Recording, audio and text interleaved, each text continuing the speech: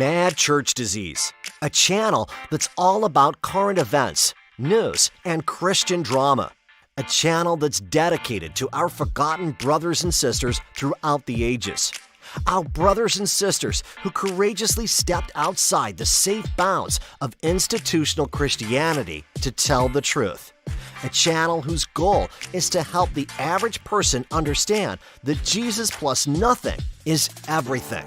So, like, comment, subscribe, and smash the notifications button to be a part of this channel.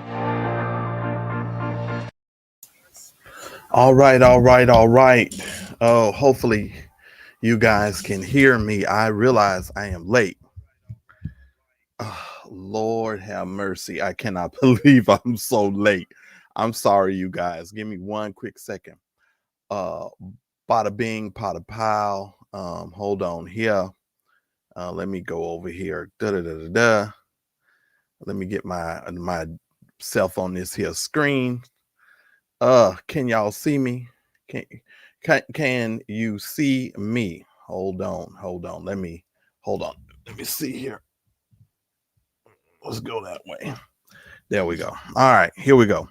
What's up, everybody? I am so sorry that I am late. I really am. I am truly sorry I'm late.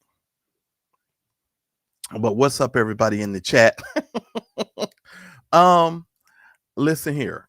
Y'all want to know why I was late? Y'all want to know the truth? Thank you. Thank you, Betty. Thank you, Shanice. Everybody, please get on the horn and share this live. Make sure you tell everybody that the Mad Church Disease is finally live. I'm sorry I'm late. Y'all want the truth? Here go the truth. I was asleep. I was knocked out sleep. I'm sorry. I was tired. And after I had my lunch earlier today, I laid down and the rest is history. When I tell you I was asleep, I was knocked the heck out. A brother went into la la land. I really truly did. And somebody says, was I in the bathroom? No, Shanice, I was not in the bathroom. Now I did run real quick too before I went live while the video was playing. Yeah, I had to go up in there. Yeah, I was done. I was asleep. I ain't even gonna front and act like I was doing something like spiritual, deep in prayer or anything. Nah, a brother was asleep. A ninja was asleep. That's literally what I was doing. And we got a big show today. I got a lot of stuff to cover. What up, Daryl Moore? What up, Betty Yellock? Uncle Fred, Clarissa, Ebony Woods. What's up, you guys? Love you guys. Thank y'all so much for joining me. Ebony, thank you for your birthday wishes as well. Christine Parks, good to see you up in here as well. Keisha L, good evening. Cece, good to see you in here as well. Is that my good friend Lynn Pearson? Lord have mercy. I don't know where Lynn just I don't know what happened to Lynn. Lynn just disappeared on me. Betty Yellock. What else? Who is here? Sugar Love. Just everybody. Good evening to everybody. Everyone's. Angela Butler. Hey, Nicole, good to see you here as well. Let me just tell you, if you're going to be super well, y'all know me and y'all know I love the Lord, but I got me a demon to whoop here in a little while, and I plan on whooping it. So y'all just hang on to your horses, and we'll deal with that as the time allows, and we'll deal with that when the time comes. Amen. Bless God. So yeah, that's all I'll say to that right now. But yeah, we got a whole lot of stuff to deal with. I hope you guys are doing fine. Luxury, good to see you as well. Some of these folks, everything is coming in here so fast, so I can't really see everybody, but let me get started on my program here today. And hey, before y'all, I was tired. I'm sorry. I was really tired, and I'm really tired. I can't even front. And before I even get started on the show, let me go on and put this down on the bottom. Let me go on and remove some of the other stuff, or should I should probably move it up. Hold on, let me see. But wait, let's hide this. Well, I used to be able to move it. Let me see my text here. Let's see here. Let me see here. I'm sorry, y'all. Give me 1 second here. Mm-hmm.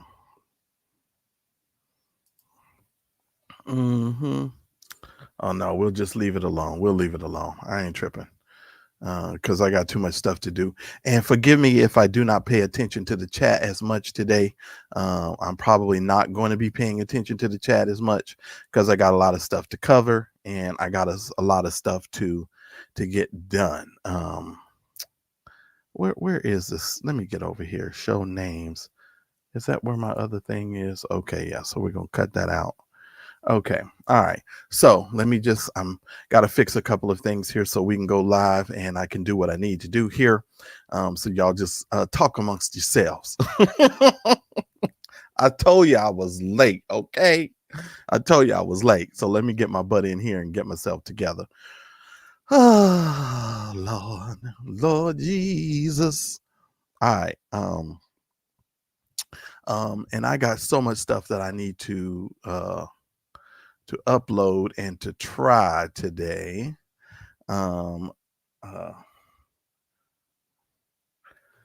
Somebody, I don't know why Daryl texting me.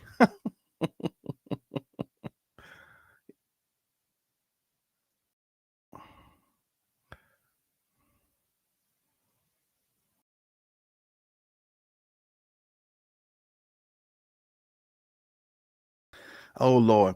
Well, you tell them I look, all I can do is do what I need to do. And I'm sorry, I'm late.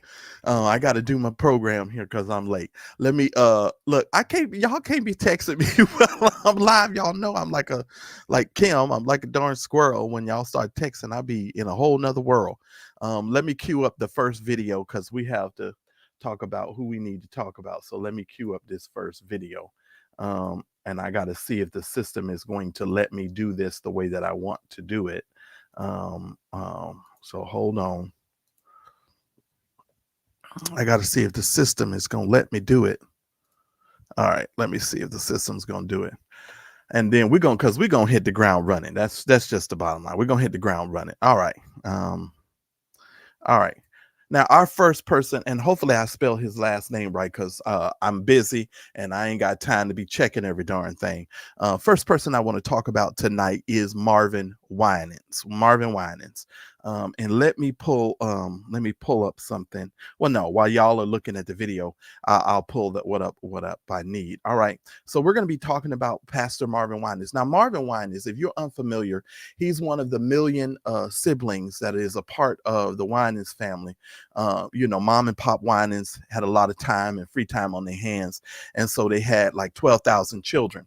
And because they had so many children, and they were raised in this, Church of God in Christ or hanging around Church of God in Christ people, a contraception was not a question in their household. So they had 12,000 and 11 million children. And Marvin, I don't know what place he fits into the sort of stream of things, but I know Marvin is up there. He's one of the older siblings, if not the oldest sibling. I have no idea. Now Marvin has actually been trying to build a church for about 12,000 years. Now, I did a video on my channel earlier, many years ago about that, when I showed you guys the actual church building. I gave you guys a behind the scenes look at the church. And Marvin is still out here lying about this here church that he claims that God wants him to build. All right. And I want to go over this with you and I want you to see it. And I know somebody say he's a twin. Yeah, I know.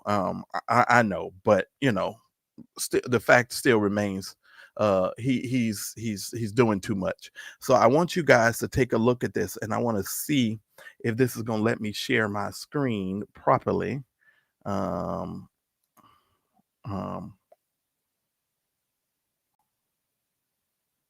Okay, let me see something, because I want to share. Where does it say? All right, let me pull this up here. I don't know why this is doing this. Okay. Hold on one second. So Marvin is actually trying to build this church. He's been trying to build this church for 12,000 years. And I want you guys to see his new message and the new lie he's telling about this here church. So hopefully this will pull this up here. This is what I'm waiting on. And let's see if it'll pull it up here, because if it's not going to pull it up, I guess I better do it on my screen. Hold on here. Is it going to work here? Okay, well, I understand. Let me see which screen it's going to show. Window. Okay, there it is. All right, hold on. Here we go.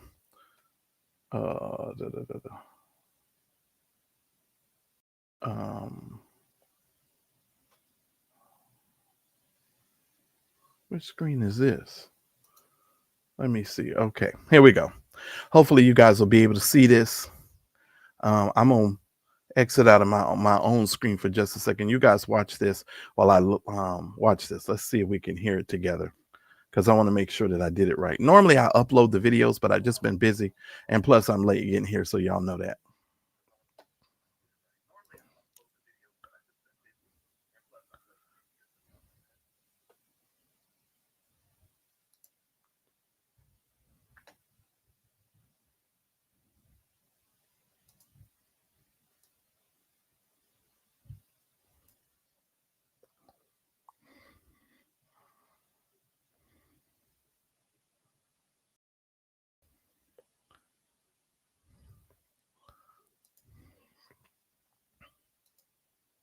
I don't think y'all can hear it. Can y'all hear that? Can y'all hear it? Because I couldn't hear it on my other side, on my other end. Could y'all hear the video playing? Y'all let me know, please. Could y'all hear that? No, I didn't think you could either. Okay, so I was right.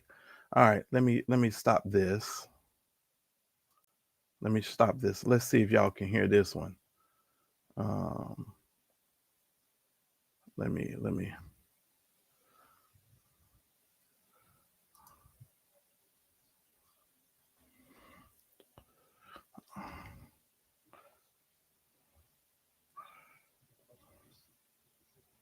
Oh.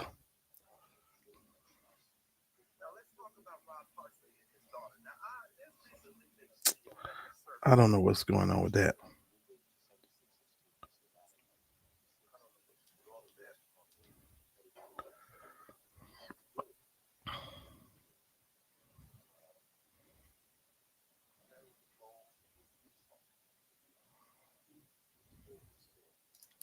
Can y'all hear? Let me stop all of these then. Let me stop all of them. Let me stop all of them. I'm sorry.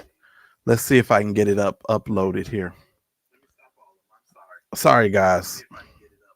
I just see if I can upload it to the screen here.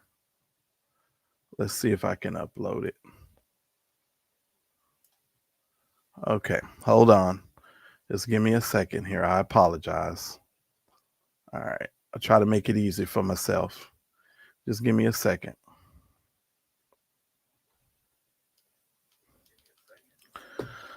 This is what happens when you fall asleep and you wake up late. I'm just saying. John 1:14 states, "And the Word was made flesh."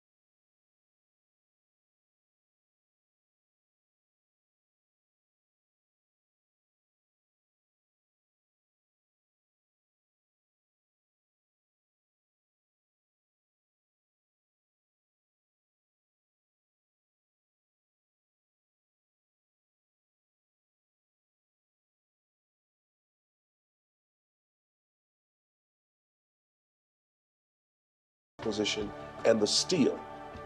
You have been phenomenal. In 2022, I felt led to expedite the building project and seek financing to bring the project to completion. So the work began again. The Perfecting Church Board of Directors interviewed builders and architects. Strangely enough, we decided to ramp up the project. And when we did, the devil decided he wanted to ramp up his efforts against us. Out of nowhere, the city filed a frivolous lawsuit against us. It would be through many lengthy meetings and negotiations the lawsuit was settled because of the prayers of the saints. Miracle number 3. My brother-in-law, Pastor James Lowe, introduced me to his bank, Dennis Phillips of the First Bank of Owasso. Dennis came to Detroit and met with the Perfecting Church Board of Directors. And even though we were discussing millions of dollars, he explained it also had to be a spiritual connection. Not only does an applicant have to qualify for receiving a loan, but their board actually prays to get confirmation in their spirit before their approval. Perfecting submitted the application, necessary paperwork, and the bank said yes to $17 million for the completion of the new edifice. This process has been intense. Every I has to be dotted, every T has to be crossed before a bank loans you $17 million. Just one example is meeting the title company requirements. Our chief executive officer and lawyer had to work through over 500 title issues. PC, we are on our way, and I want you to appreciate the labor that has gone into this task. We will continue the work until we march into our edifice, March of 2026. And the vision continues to grow. The next proposal before us is the opportunity for housing. Perfecting is acquiring another 15 acres of contiguous land for the purpose of offering a chance for first-time homeowners, seniors, and low-income families to improve their lives and enhancing the quality of life in the city of Detroit. Ministry means people. So let's band together that the generations to come will benefit from our efforts. And they too will say, and the word became flesh. Oh, come on, church. All right, everybody. Thank y'all so very much for hanging in for that long, lengthy line of bullshit. All right. And I really do appreciate you because that's exactly what that was. Let me just say, this. This is one of these things where if you have been in a pastoral or been in a leadership role in church, you know when somebody is full of garbage and they've been, trying to build this church for so long, when everyone else around the country is trying to downscale. Crenshaw Christian Center, just about every mega church that you know of, the majority of them are trying to find ways to maybe erect smaller edifices or go into a smaller building because the age of the mega church is done. And while the age of the mega church is done, this mega maniac and this mega fool is still trying to build this monstrosity of a church. Okay. And let me just say this. There's a couple of things in here that I want to talk about. In the beginning, and I'm going to tell y'all something, Marvin lied on God. Because in the beginning part of this video, if you are watching this replay or you're watching this video, you need to go back and watch the part where Marvin says God spoke to him and told him to build him a house. Let me tell you something, and this is something that we need to get in our brains and we need to understand, that according to the book of Acts, I believe it is around the 17th chapter, if you all need to understand and read the scripture, our God has said to us clearly, he does not dwell in temples made by what? Hands. He has clearly told us that you and I are the temple of the Lord or the habitation place of God. For some odd reason, these preachers, every time they want to build these things, they start talking about God said this and God wants me to build this. And it is a God build lie. Understand something. And I am not ashamed to say it. I'm going to say it before you. Marvin, just say you want to build a church. Stop saying God told you to build this because God needs a habitation. No, God has a dwelling place. And part of the problem is that the dwelling place of God, he's not in there as it relates to you. Yeah. He's not there. And because he's not there, you are building this monstrosity of a church and you're trying to do it in the name of God. And you got these people giving you all of this money talking about God said he's supposed to have this house. Now there's a little name that he gave in this here video that most of you are not familiar with, but I'm familiar with it because I'm not new to this. I'm true to this. If you go back and watch the video and you repeat it again, you will hear a name said to you called Roe Mesner. Roe Mesner, okay? Now, if you want to know who Roe Mesner is, Roe Mesner and his family was the, if it's the same Roe Mesner that I remember, Roe was married to a woman by the name of, what's her name, Marcellus? You got it. Tammy Faye Baker. Let me sit with that for just a moment. Come on. I'm about to help you. This is going to be an educational live, and plus I'm going to go in on some ninjas here in a little while because we got some work to do here tonight. Yes. No, you're correct. No, yes, ma'am. Roe Mesner was the man who was responsible for helping to build PTL with Jim and Tammy Faye Baker. And when they fell off, Roe went ahead and he slipped over into Tammy Faye Baker's DMs. That's back in them days, they didn't have DMs. So he pulled up on and was like, yo, girl, you know, I'm kind of feeling what you feeling, girl. I'm kind of feeling out what you got out there. I like all them eyelashes and that permanent lipstick you got on your face. And girl, I think I might want to give me a little piece of that, girl. Come on, girl. You know, it is what it is, baby. I ain't nothing but to do it. And, you know, I can do it. I can drop it, baby. Go on, give me that. So he gone and went over there and got on over there with Tammy Faye Baker. And so Roe is the person that is helping Marvin to build this. Now, let me tell you something else. Roe Mesner also went to damn jail. Yes, he did. Google it. Hold on.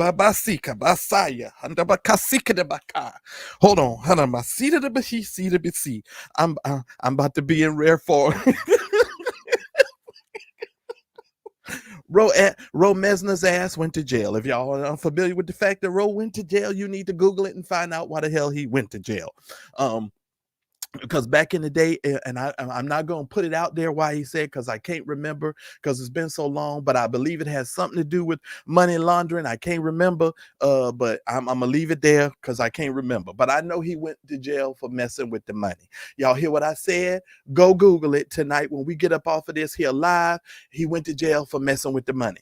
Now, Marvin is one of these people who is just determined to build this monstrosity. And I told y'all years ago, and Darnell, who watches the program last week, reminded me that I told y'all many years ago that out of the ashes of the rubble of this community in Detroit, Marvin is determined to build this structure. But Marvin, you full of crap. And here's another reason why you full of crap. Tell me, if you can't finish building the church building, how are you going to start adding on properties for people, for housing, and for people to stay there, and then holler about some low income property? Hold on one second. Can y'all can't be this stupid. I hope you're not this stupid. Let me explain something to you. Let me calm down. If you can't finish building the church, how you gonna finish building all of these apartment houses and all this other stuff? Because I don't know if this is part of the deal that he made with the city, but I'm kind of thinking it is, because most of these cities are in need of low income housing. And so they're kind of making these deals with churches when they buy these land and all of these properties and stuff, trying to get you to build, low income properties and stuff like that. It's the same thing that happened to Kenneth Ulmer over here in Los Angeles. That's why he lost the farm, because when he bought the farm, he was supposed to be building like a hotel and some other stuff surrounding the farm, and he never did it. I'm just saying, come on, go ahead, Marcellus, because I wish I could pat myself on the back because I know I'm educating some church folk here. The whole reason why Bishop Lamor do not have that building, the Great Western Farm that he used to own back in the day, is because the city made a deal with him. In order for him to get the property and to build the property, he had to do some other things. Now, here's another thing. If you live in LA or you're around LA right now, the SoFi Stadium that is over there by off of Manchester, over there off, what is that? Century Manchester over there. They're already beginning the process of building what Kenneth Omer and them was supposed to build many years ago. Okay. I foresee if Marvin is able to build this church, let me tell y'all something. People will do what they always do. When they initially build it, they're going to flock to your church. They're going to flock to the ministry to see and look around. And, oh, yeah, this is a beautiful building, blah, blah, blah. You might get a couple of little church members out of it because, see, that's what all of this is about. This is about, hostile takeovers of church members, if y'all didn't know this.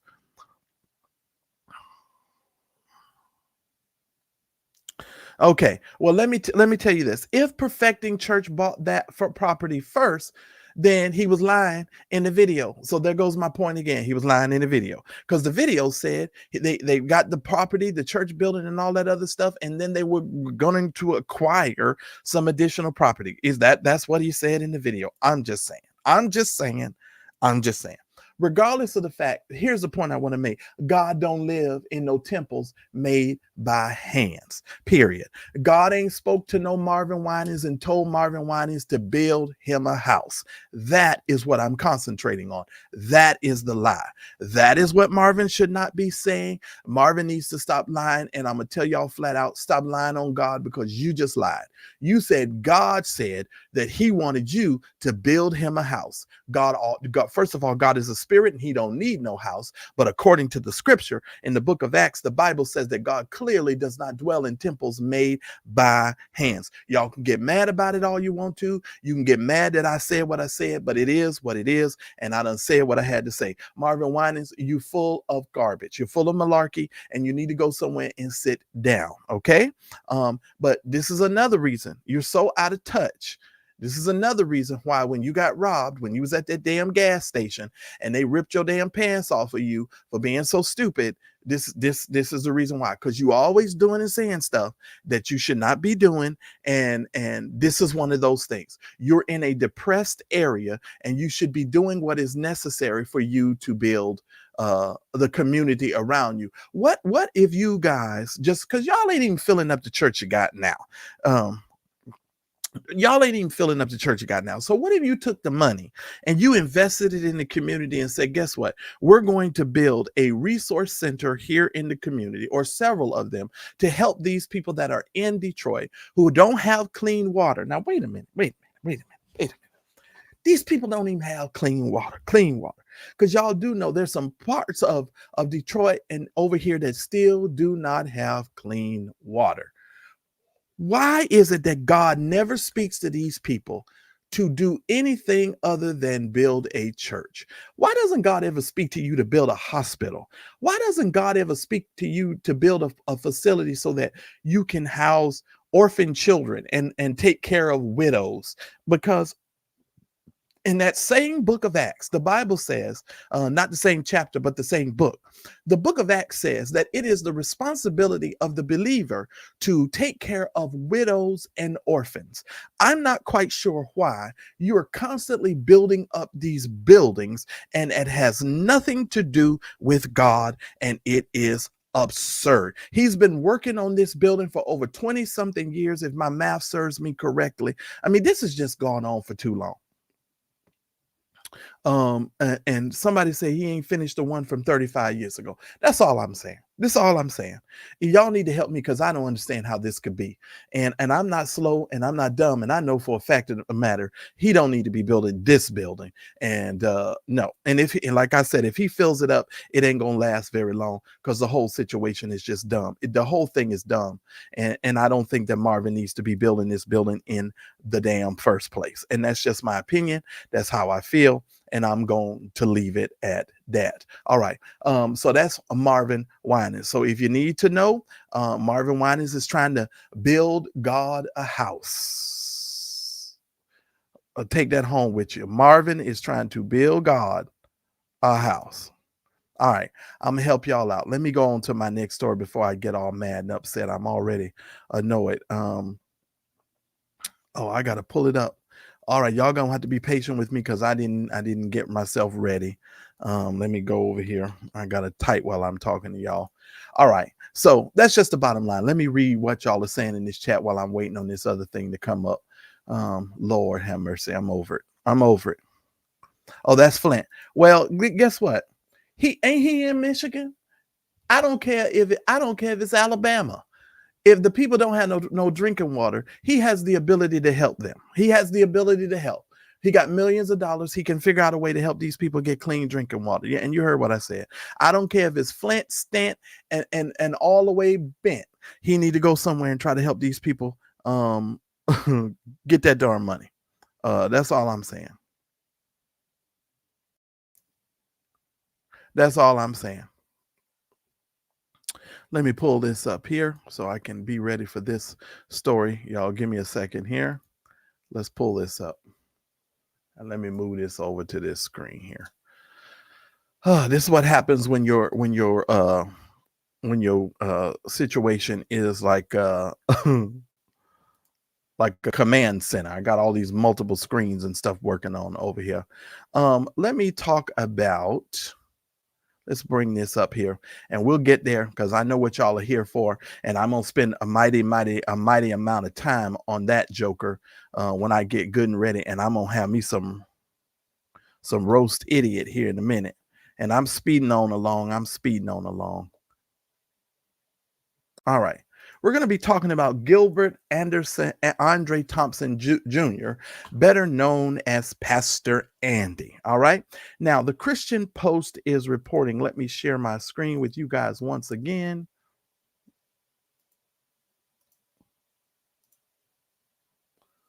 All right. All right. The Christian Post is reporting that this megachurch pastor has to pay his ex-wife roughly about $12,000 per month in alimony after 33 years of marriage. This guy's got to pay 12 grand a month. Okay. If you understand that, that's a lot of money. Okay. That's a lot of money. Now, he is in North Carolina, and I don't seem to understand. Have you guys seen a theme over the past 2 weeks? Like all of these preachers, let me see how I can fix my screen here. Have you guys not seen how all of these preachers over here in North Carolina, we talked about Stephen Furtick, and all of these folks have these millions and millions of dollars. And let me tell you one of the reasons why they're so successful in these southern states, because southern people really believe their pastors, and they really believe that their leaders are quote unquote men of God. Okay. They've been taught this, they've been inbred this foolishness, and a lot of this stuff is not making sense. Let me share with you.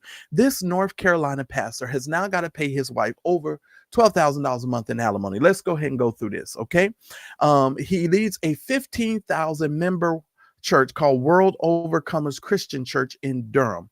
Now, when I was living in North Carolina, and if you're watching me and you're here in the chat, you guys might need to help me a little bit. Let me move this other thing off the screen before I forget it. Let me move that off the screen. Back when I was living in North Carolina, in Winston, there was a church called World Overcomers, or St. Peter's World Outreach Center. And it was called St. Peter's. And if you're in the chat and you're over in North Carolina, or you come by this video, let me know if St. Peter's World Outreach is still located there in Winston, because this church sounds so familiar in name wise to that church. I don't know if this is the son, and maybe he moved the church to Durham. I don't know, because I've been removed from North Carolina for many, many years. So I don't even know if this is the same person. I don't know if these are the same people, but y'all know, like I said, I'm not new to it. I'm true to it. So it says he leads a 15,000 member World Overcomers Christian Church in Durham. He's going to pay his ex-wife $12,000 a month in alimony as a part of a separation agreement for his recent divorce. Okay. Now keep in mind, these people were married for about 33 years. Okay. Now this is probably, from what I understand in my research with this particular pastor, him and his wife, used to, they both own businesses, and I'm sure they're going to probably use this as an excuse to, say that's one of the reasons why they're able to pay all of this kind of money. But the bottom line, and the reason why I wanted to bring this story to you, is because the pastor's not going to be paying this $12,000 a month. These church members are going to be paying this $12,000 a month. According to this, Pastor Andy was married to Dequila LaShawn for 33 years before their legal separation in March of 2023 and their subsequent divorce, which finalized here in July. According to the divorce papers filed in the North Carolina and obtained by the Roy's report, the settlement includes, listen to this, a $1.3 million alimony agreement. That's the $12,000 a month. He has to pay this to this woman for 9 years. Okay. Now, here's the thing. Hopefully it is a whichever comes first. So he can either pay the 1.3 million and get rid of her, or he can mess around and, he'll have to pay this. So hopefully it is amount versus time. So if he can get the amount paid off real quick, he don't have to pay this for 9 years. He'll get it over with and done. But they're kind of stretched it out for him. Okay. It says the documents reveal that Andy is going to retain the couple's 50-acre property in Lolly Lane, Melbane, or as there's no L in there, so Mebane, just north of the current residence. However, the property agreement stipulates that Dequila will receive only $50,000 from the sale of this property when it's sold. Now, I don't know about you. I don't know any black woman that just gives up the properties and just wants to walk away from the property. And then when she walks away from the property, she's only going to get $50,000 from the sale of the property. So maybe she's just concentrating on maybe the $1.3 million is what's overarching for her. I don't know, but it's very, very weird. This whole divorce agreement is really, really, really,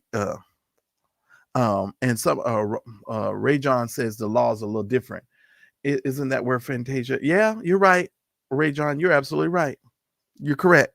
Now, I don't know if somebody had an affair. Y'all would probably know more about this because y'all know they ain't gonna put that in this story, or if they did, we're gonna find out right now. Their residence, a 14,000 square foot mansion that Zillow values at $2.8 million, boasts luxurious amenities, including a gym, theater, seating, an infinity pool, and a hot tub. The Roy's report notes, citing and that's coming from the real estate records. The mega church initially purchased the property in 2020 for $1.53 million, and later transferred the deed to Restore Community Development in 2021 with no money exchanged in the transaction. So this was one of them little scammy kind of deals to where they turn the church over in some kind of way. The church buys the property. Next thing you know, the pastor owns the property and they give it to the pastor for no money. How this is still legal, I don't even know how they're doing that, but that's a very interesting thing that I find here as well. According to this, it says they initially purchased the property. Wow, that's incredible, but let's move on. Amid their divorce, other assets were divided, including a rental house in Rocky Mount valued at $154,000, and that was awarded to the wife. So the wife gets the property in Rocky Mount, the one that's for $154,000. So she probably wanted to do that. Now he's also going to retain responsibility for the $25,602 IRS debt. Now this is, and I'm bringing all of this to you guys for a reason. This is one of the reasons why, when you talk about tithing and offering and giving up 10% of your income, this is where 10% of your income ends up going. He's going to pay for $25,000 worth of IRS debt. Okay. And he's going to retain ownership of his 4 adult children's cars. Everything is in daddy's name, right? So he's going to retain all the cars. Hopefully he's going to give them cars to his children, unless he's just, something is going on there relationship wise and he's just, whatever. They're going to also retain control of their respective businesses. As I said before, they both, he also has a claim that they're one of the fastest growing churches in America. I don't know about that, but that is what he's also claiming.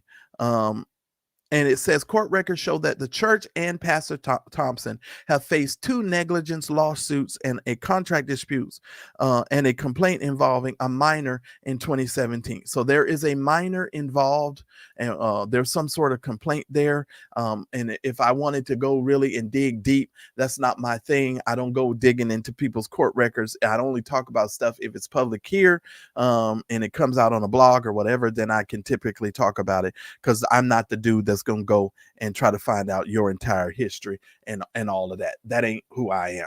All right, moving right along. But the bottom line with that story is Pastor Andy is going to end up having to pay his wife all that money, which means the church is going to have to pay all that money. Now, this gives a really different meaning to me of when Jesus talks about you taxing the people and putting on the people a burden that you yourself would never take.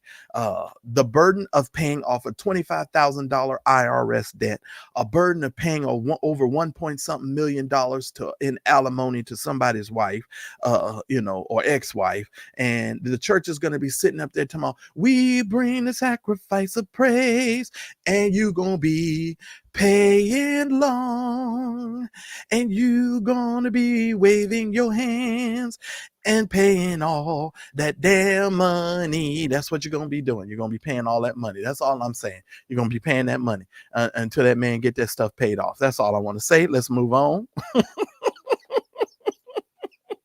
Y'all gonna be paying that damn money. That's all I know, and that's just the bottom line. And yeah, I was gonna talk about it. Let me give you guys this other story too before I get before we move on, because we got a couple stories to talk about here. Let's talk here. Oh, y'all won't believe this, because let me tell you something. I told y'all that we were in the age of the liar about over 4 years ago when Donald Trump was president. I told you we had steeped over into an age where liars and all of these people who were doing all of this stuff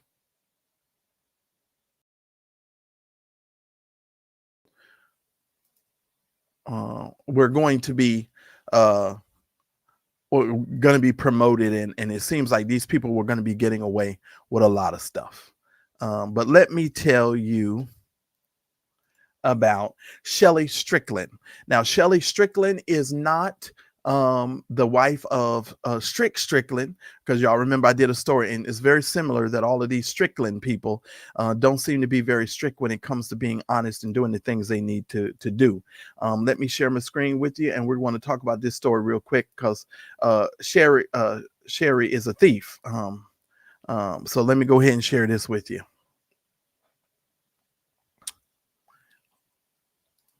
All right.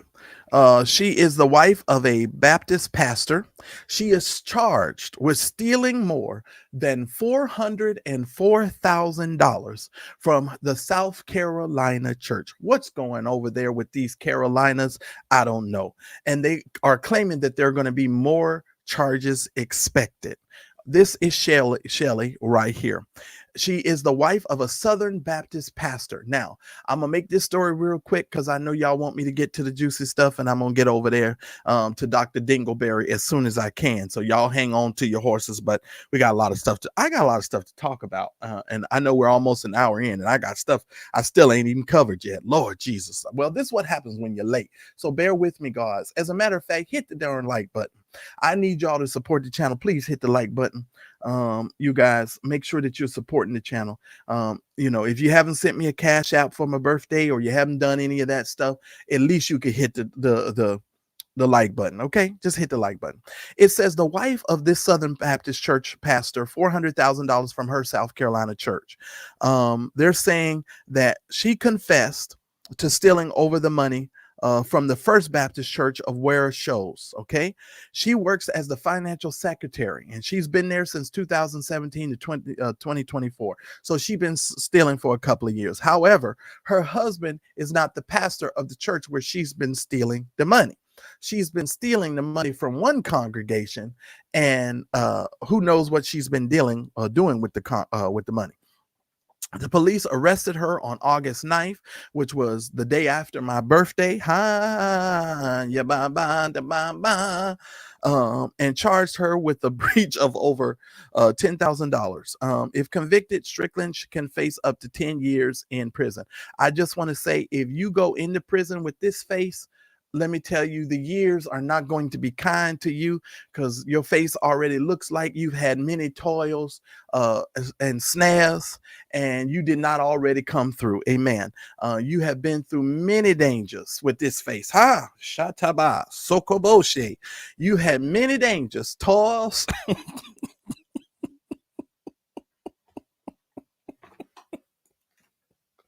You've had many dangers, toils, and snares with this face. And I just want to tell you that when you go into prison, it's not going to be good. This face is going to lose a whole lot of weight. Hallelujah. And all of this hanging and loose skin that's under that neck is going to get looser. And I just want to tell you that most of the people in prison are going to think they're going to start calling you the turkey lady, because the jowls and the skin that's going to be hanging from underneath this neck of this thief is going to be deep. I hope I ain't frozen. I might be. All right, here we go. Sorry about that, guys. Y'all hang on. I'm sorry about that. Let me get over here. Why isn't this opening? Thank you. All right. So that's that. So yeah, let me go on. Let me go on. They arrested her. She's gonna face 10 years in prison.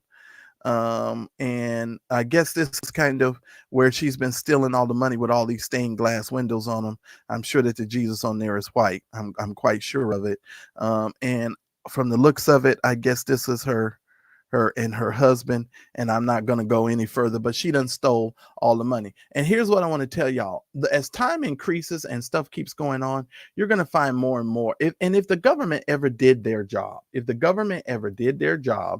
I promise you, there would be a whole lot more money that they would find that these preachers and these pastors and these people done stole. But we can't never get the government to do their job, point blank in the period. We can't get these people to do their job, and they're stealing from the congregations, and they're stealing from they're just stealing from people, and it just don't make no sense. And somebody needs to do something, and the government should really step in and make these people give an account and dive deep into the books, period. Because the books need to be opened up, and they need to talk about it. Okay, that's just the bottom line. All right, so let me move on, because I definitely want to tell y'all this. This story has been all over the internet. Most of you know, a couple of weeks ago, I did a story on the TGIF debacle over there. And I'm going to make this a real fast for you. You know, you have your major parts in this are the former host, one of the former co-hosts, which is, I think, Funky Deneva's this guy's name. And then you had Claudia Jordan. Then you also had Al Reynolds. And then you also had Armand Wiggins, all involved with this. Bottom line to this entire story is Al and his producer are just a whole mess. They were working behind the scenes against the other co-hosts and effing with them people. And the bottom line is Al is insecure. And every time you watch TGIF, Al looked nervous as hell. He looked like a squirrel with a car with a set of headlights heading in his direction. He just looked like he didn't want to be there. He didn't look like he didn't know what to do. And from what I understand, there were some Zoom calls and some other things that have hit the fan, and they done told the fact that he don't know what he doing, and he was insecure, and that's what it was. Bottom line is, though, and I wanted to concentrate on this because I'm going to have a video coming out about content creation and content creation burnout. Bottom line is they used Armand, they disrespected Armand, and I want to say publicly, Armand, you had every right to go off on them people. You had every right to cuss them folks out. You had every right to feel the way that you feel. And bottom line to that whole situation, you were disrespected, and you deserve to be respected, and then people did not treat you right. I want to say to Claudia Jordan, thank you for coming out and at least admitting to the truth of the situation. But this guy right here, because I've been thinking about this for a long time. I know that you and that lady, that bobblehead, what's her name? Somebody tell me, the lawyer, what's her name? Star Jones. Yeah, the bobblehead. I know you and the lady had some kind of y'all had some kind of deal, because according to you, all of your partners knew that you were a same gender loving individual when you married her. That's what you said on that live. And I'm just gonna say here, any person, hey Gerald, and happy birthday to you and your mom. Let me just say this, and I know you said she passed, but happy birthday as well. Let me say this for being late, my belated mom's birthday. Okay, gotcha. But Al, if you are sinister enough to marry a woman on national TV, and you knew the fact that you were same gender loving, and you came out here to the whole wide world and pretended that you wanted to marry this woman, and you loved this woman, and you cared about this woman so much, and whatever kind of deal that you and the bobblehead lady made, you both are despicable. Star Jones is despicable, and so are you, because y'all just made a deal for whatever kind of reasons that you guys made a deal for. And because I do know some women want to be married no matter what. They just want to be married. They want to be married just once in their life so they can have a dress, have a big elaborate wedding, and all that other kind of stuff. But Al, you've always struck me as a squirrel caught in headlights, and you're not very good at TGIF, so you had no business being on there in the first place. And yeah, I said it, and y'all can just get mad all you want to. It is what it is. Moving right along. If you guys are not paying attention to this YSL case down there in Atlanta, the Fulton County, Atlanta, y'all need to be doing so. This is an atrocity of a case. They should have been undeclared a mistrial with this bull. Lord help me. Can I just say it like I want to say it? Lord, I've been trying to work on my swearing, but this is the most bullshit ass case I ever seen in my life. Now, the sad thing about it is there are some folks who have died fooling with these people. But this is the worst tried case I have ever seen in my damn life. Let me be very frank and very clear with this bullshit. The two men that you see on your screen, one is called Little Woody. He's the one that's dressed in the gray suit, and somebody remind me the name of the guy. He's the rapper dude. Oh God help me, I can't even think of the guy's name because I'm talking and running my mouth so fast. This YSL is supposed to stand for Young Slime Life. I don't get into all of this stuff. Y'all know I'm a church guy. I don't know, but I love court cases, and so I've been watching the Law and Crime Network. So I've been watching this court case. Now, they should have declared this a mistrial. This should have been a mistrial a long time ago. This case has been riddled with all kinds of mistakes. The prosecution has been withholding evidence. She got caught withholding evidence.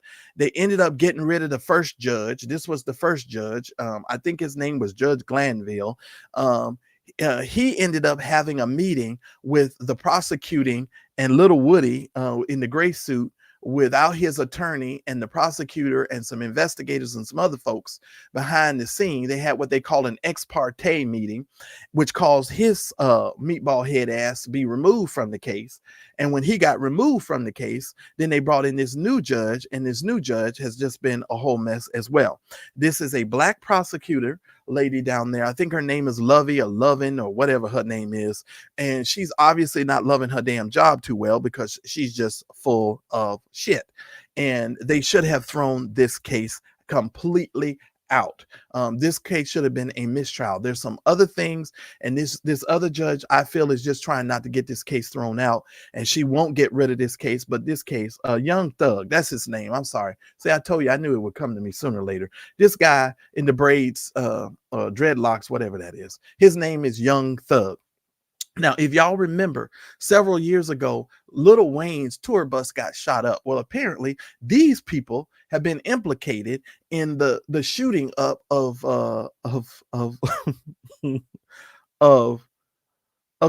Lil Wayne's tour bus. So this case is riveting. It has me hooked, line, and sinker. Roxanne, if you're watching this, you know how I love my law and crime and my documentaries. And so I have been fixated on this case. I haven't watched the stuff today. I'll probably spend this stuff. I'll spend some time watching that a little bit later. But this is the case of the YSL folks. and so forth. So that's what this is, just so that y'all know. This is the YSL case. Now, I want to tell y'all before I move on, for those of you that are looking to support the program, please do so by Cash App.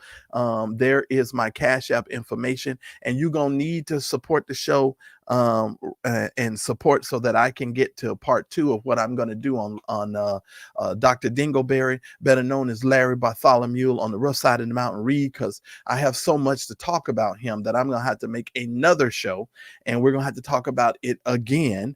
And I want to make sure that I'm able to get through it. If you didn't send me a love offering to help me support on my birthday, please do it now, because I want to make sure that I'm able to concentrate on this show and this can of whoop ass that I'm about to open up. All right. I think I want to move on, and let's get to this can of whoop ass. Let's get to this can of whoop ass, because I got a lot of stuff I want to talk about. Yes, indeedy. Yes, indeedy. Hold on. Let me, I want to get this off my screen and make sure I don't have nothing else to give y'all with this. All right. So we don't have anything. All right. So let's talk about Mr. Poop on the Peen. Let's talk about Mr. Poop on the Peen. Poop on the Peen. Every time you watch this fool, he talking about poop on the peen, poop on the peen, poop on the peen. Every time you watch this dude, he talking about poop on the peen, poop on the peen, poop on the peen. Every time you watch this dude, he talking about poop on the peen, poop on the peen, poop on the peen. All right, now I'm going to say a lot of things in this section. Ann Brock, shout out to you, Ann Brock. Thank you so much for your support. And I really do appreciate your support from Ann Brock of the Old Church Lady Blog. Y'all know that's my friend of many years. This, now, by the way, just so y'all know, this is who a lot of these YouTubers and vloggers be stealing stories from, and they don't want to give credit where credit is due.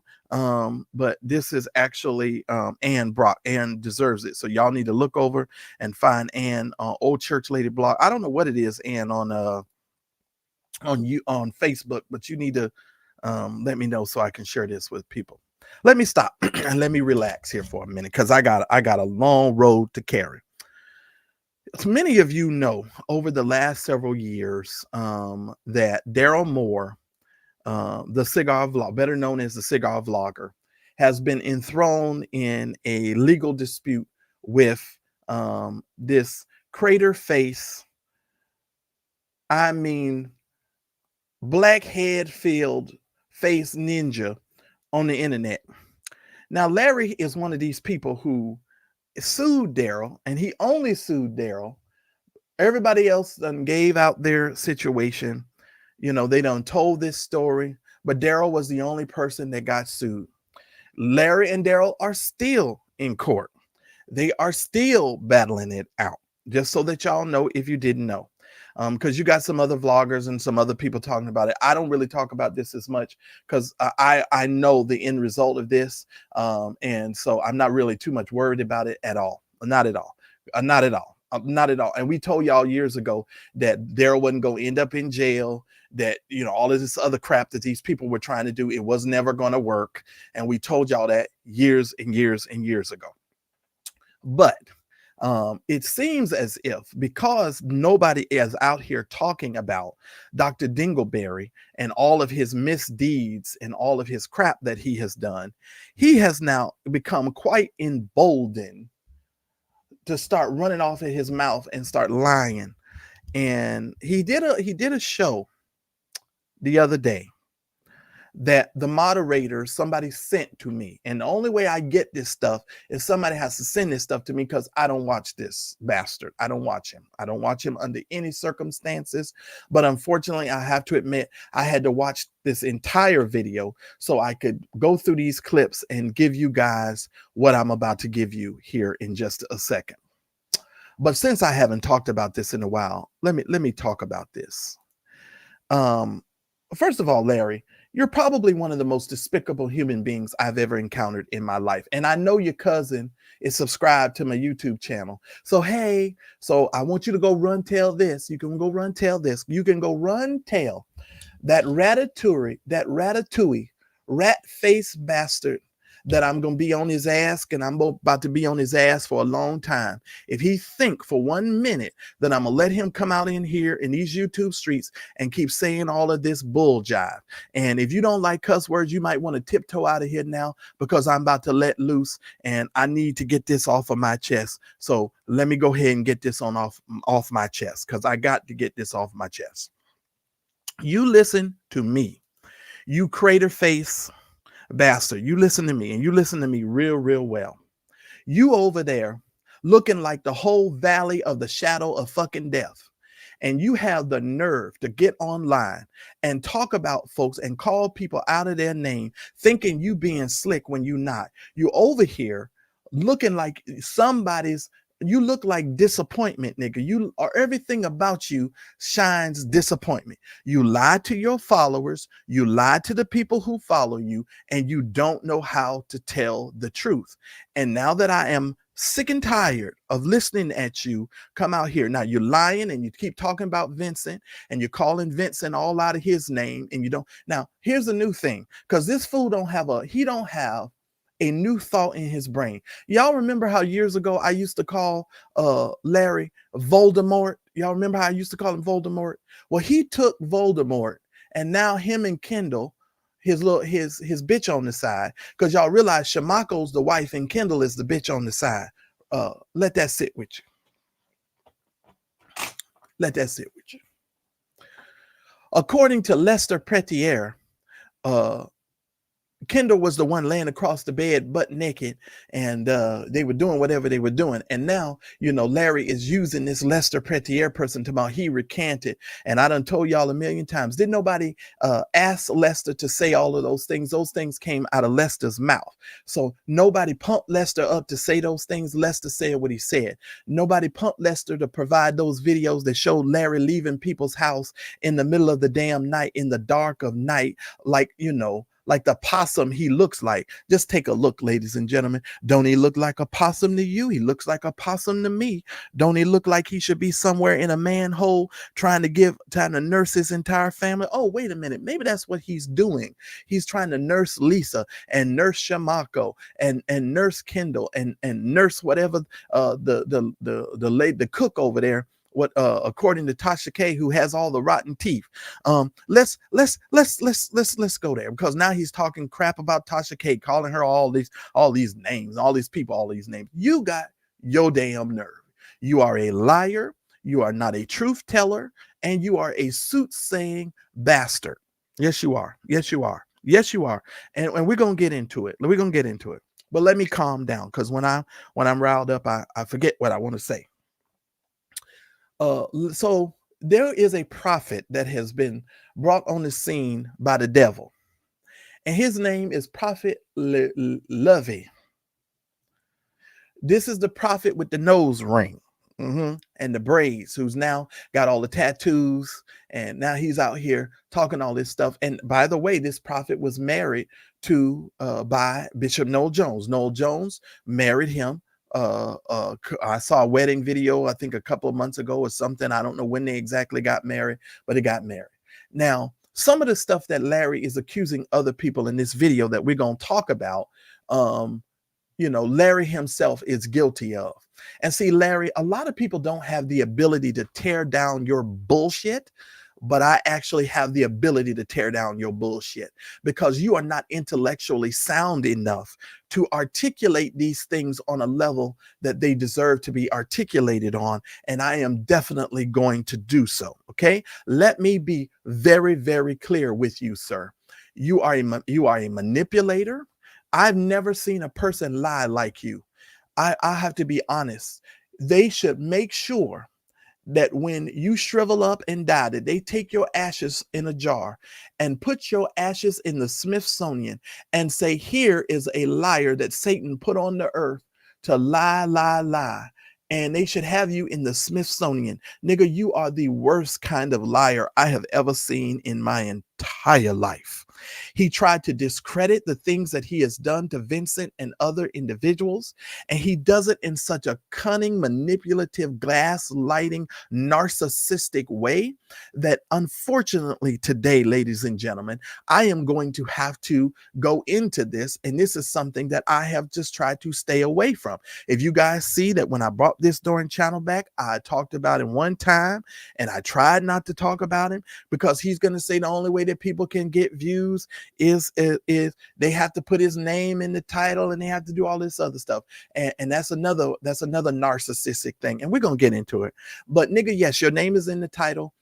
And your name is in my title because it deserves to be in my title. And here's another thing, nigga. You put everybody else's name in your title, you rat-faced bastard. You put other people's name in your title. So what should be the difference from anybody else on the internet who puts your name in their title? You can do what Cadillac Kimberly used to say years and years ago. I don't know what happened to Cadillac Kimberly, but I just need to say, you can kiss my ass. You can kiss my ass, and kiss my ass. And if you confused about it, you can kiss my ass again. Okay? That's what the hell you can do. And I meant that. Well, I meant exactly what I said. All right, now let me cue up this video because we got some stuff that we need to. Low V, I don't give a shit what his name is, to tell you the truth. Low V, she says his name is Low V. All I know is he's a lion V. That's what he is. He's a lion V. He's a lion V. That's what I do know. All right. He's a lion V. That's what the hell he is. And let me give a shout out to all of you that are supporting while I'm waiting for this video and this computer to load up what I need. Y'all give me a second here. Y'all need to support the channel. Support the channel. Let me see who's supporting here, who's supporting the channel. Thank y'all. I'm not going to call y'all name because I know some of y'all get all nervous if I call y'all name. So I'm not going to say the name. I'm not going to say the name. All right, you guys, so far we've got wait a minute. Hopefully y'all can still hear me.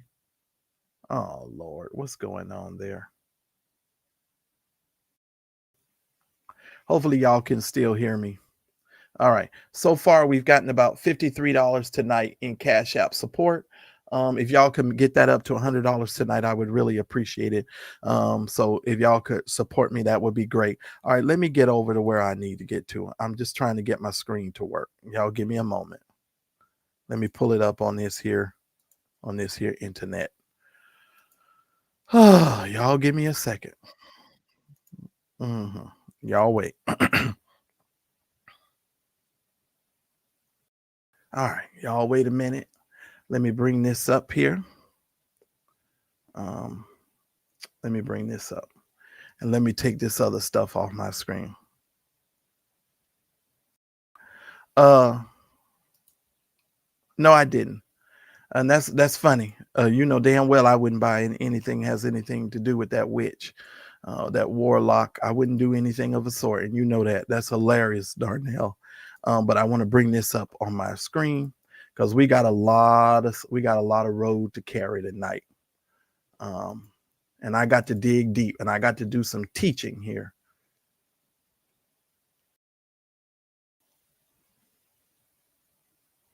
Chrome tab. Okay. All righty. Let me bring this up. All right. We got some road to carry here tonight. All right. Tonight, we're going to be talking about the art of Larry's lies and Larry's manipulation. All right. Let me talk to you all about this. Most of you that follow me, y'all know I was one of those individuals in the beginning who was sharing all of Larry's stuff and back in the day. One of the ways that I recognize and one of the things that I knew early on that I had to get away from Larry, first of all, because Larry is a tremendous manipulator.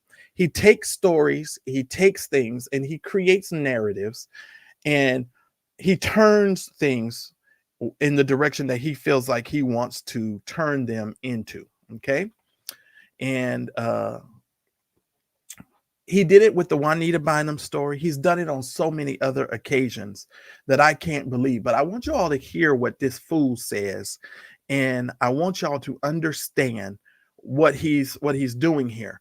This is a toxic manipulator. So Pastor Lovey has a gentleman that he was with, I guess. His name was EJ. And so EJ and Pastor Lovey had a falling out, okay? So Larry took it upon himself to come and defend Pastor Lovey, or Lovey, whatever the hell this man's name is. I just call him Lovey. Lovey. This low vibrational ninja. Lovey and EJ were fighting. Larry takes it upon himself to come out and says, "Oh, I'm going to talk about this," and he's going to talk about it. I want to tell you guys something here. You're about to hear some manipulation like you've never heard it before, but I'm going to break this down.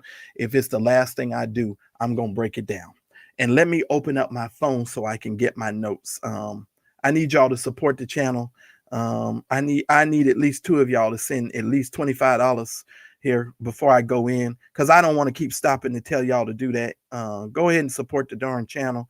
I ain't got all night tonight, and I know y'all ain't got all night either. We got stuff to do. We got road to carry, and that's why I said I'm gonna have to break this up into two daggone parts, because I can't even do it all in one part.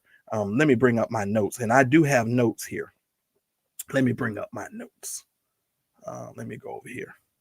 Okay, let me get my notes. Okay, I done pulled up my notes. All right, here we go. All right, let's go. So they're fighting. Larry and this dude is fighting. Lovey and this dude are going back and forth. Lovey says he's not going to give credence to it. EJ is saying that, he's making some disparaging remarks about Lovey. But Larry decides he wants to talk about the art of betrayal. Now, he builds this whole conversation around the art of betrayal. I need y'all to understand that. And when this video starts to play, I need to let y'all need to let me know that y'all can hear it. Okay. So if you can hear it, just put a 1 in the chat when I start to play it. So that way I'll know, because I might have to stop it. All right. So here we go. There's a possibility. I'm a very strong person, and I respond to what I go through by going into prayer, deeper in the spirit, deeper in my assignment, deeper in my work, get creative, write books, songs, love on those around me, and keep it pushing. All right. Now that's the first lie he said. He says that when he goes into, or when he has issues, or something comes up for him, he goes into prayer. He goes into meditation, and he goes into being creative, and he goes into all of this. Now, has that been our experience with Larry for the last 3-4 years? No, it doesn't. What does Larry go into? He goes into the digital trash can and he digs up other vloggers that he can get to plead his case. And so he uses other vloggers and he manipulates other vloggers and taking up his cause so that he feels like, he can go after people. That's what he does.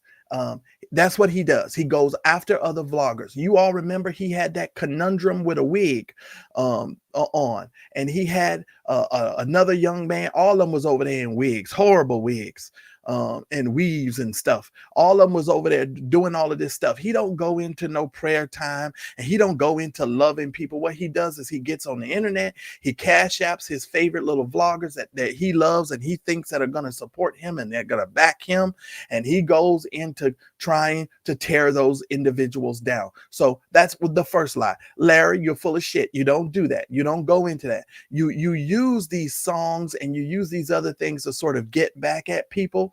Just like you said, y'all niggas ain't on my level. You remember saying all that bullshit? That was you, Larry. And you use those things to try and go after other vloggers and other people that you don't like. You don't go into prayer. Bullshit. That's bullshit. As that little baby would say on Instagram, bullshit. That's bullshit. Now let's move on to the next slide, because I have a lot of lies to cover. This nigga lies so much I can't stop it.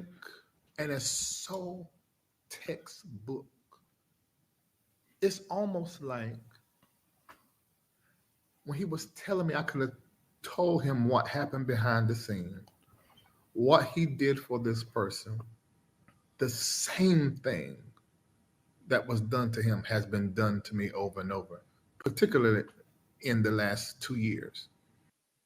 All right. He's saying the same thing that happened to Lovie happened to him, particularly in the last 2 years.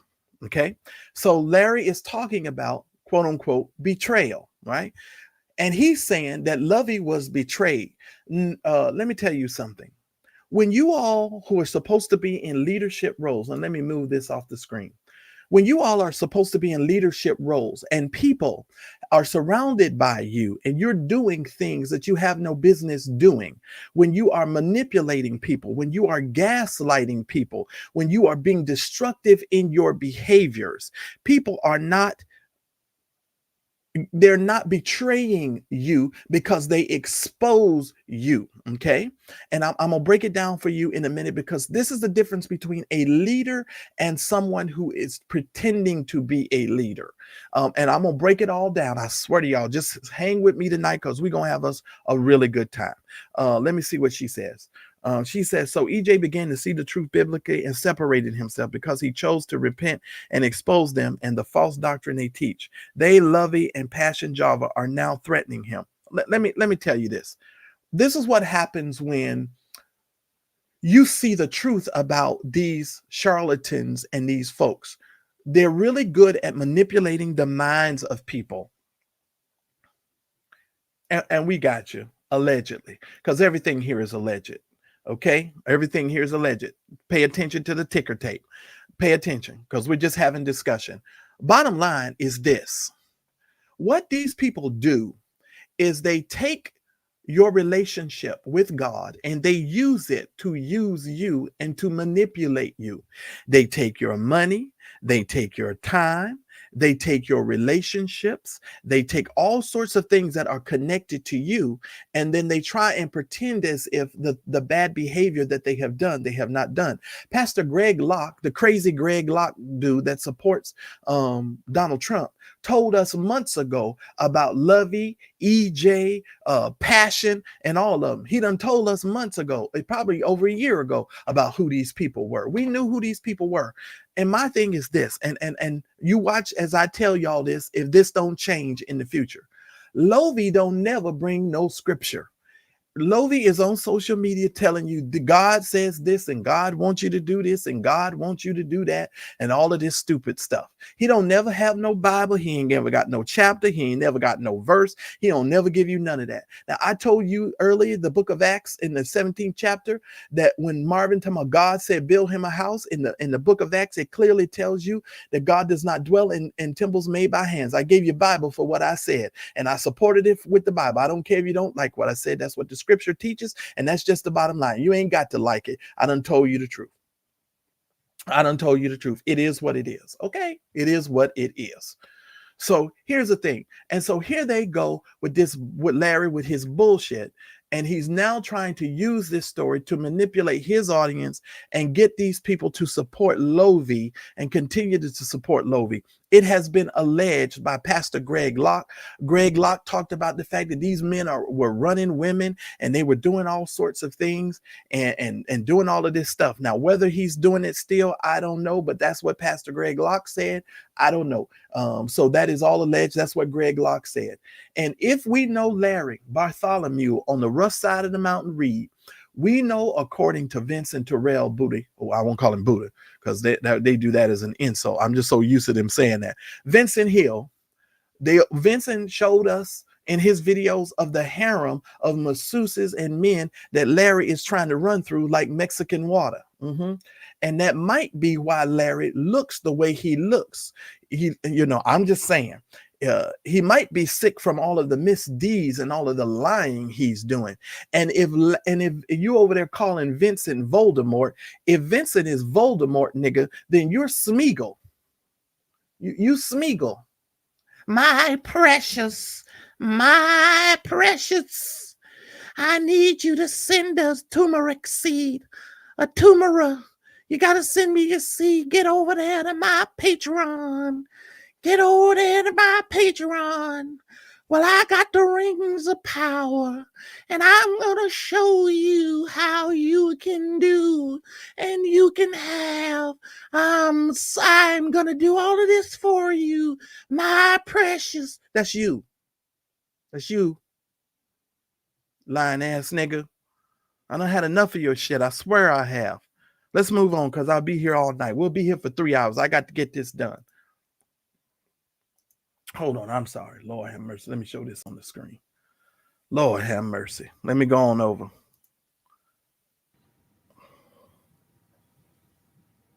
So let me say this.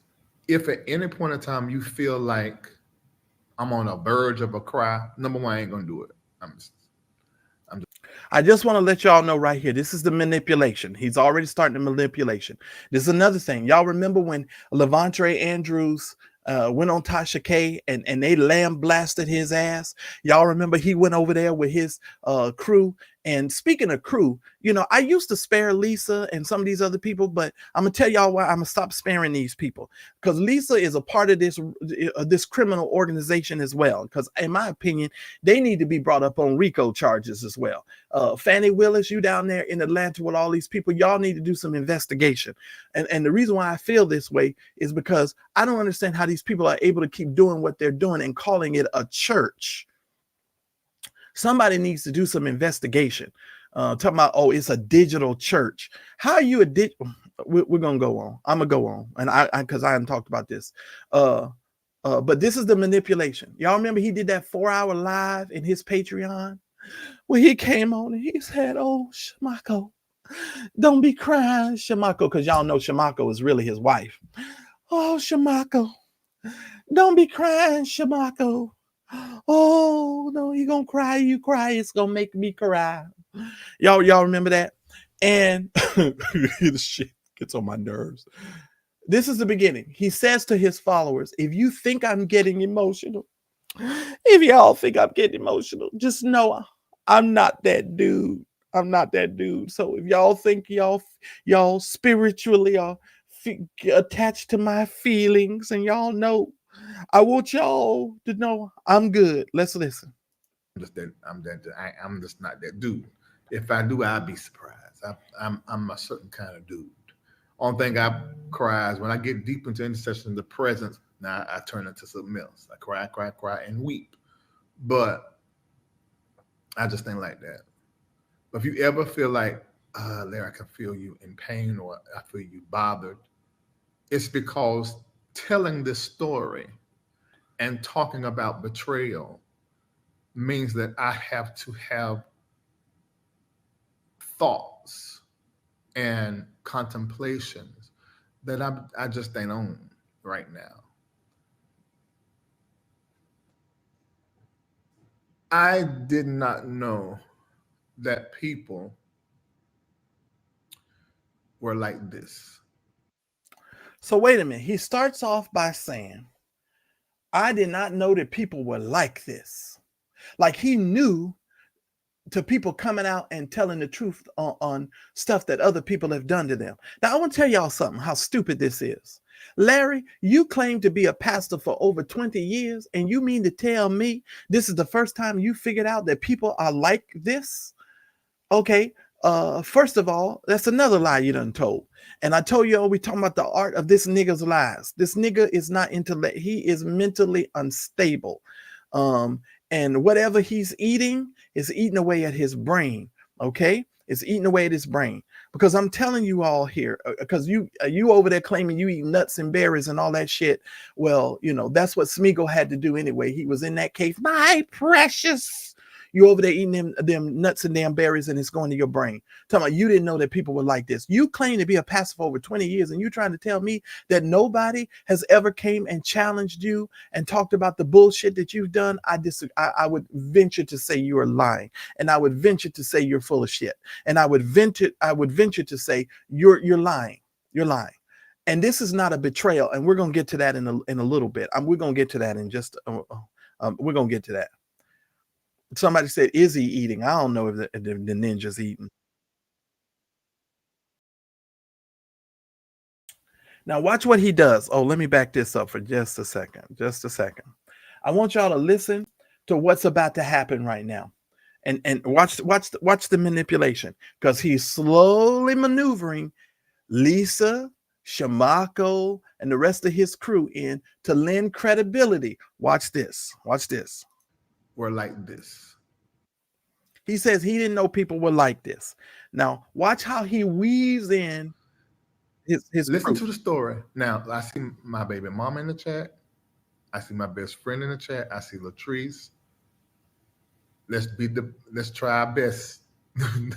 But when you hear this, you can be like, what? Okay. So he weaves Shamako, he weaves Latrice, he weaves his best friend. It's his wife. He talking about Shamako. The cake baker. He weaves Shamako and them into this story, and he always brings them in to lend credibility to what he's about to say, or try and use them. And this is why there needs to be some sort of RICO on these folks. There needs to be investigation on them, because I'm confused about them as well. Let's continue on. And under the U.S. Copyright Act, we are using this material. So this is copywritten, and it is allowed for commentary. And so that's exactly what we're using it for. Let's go.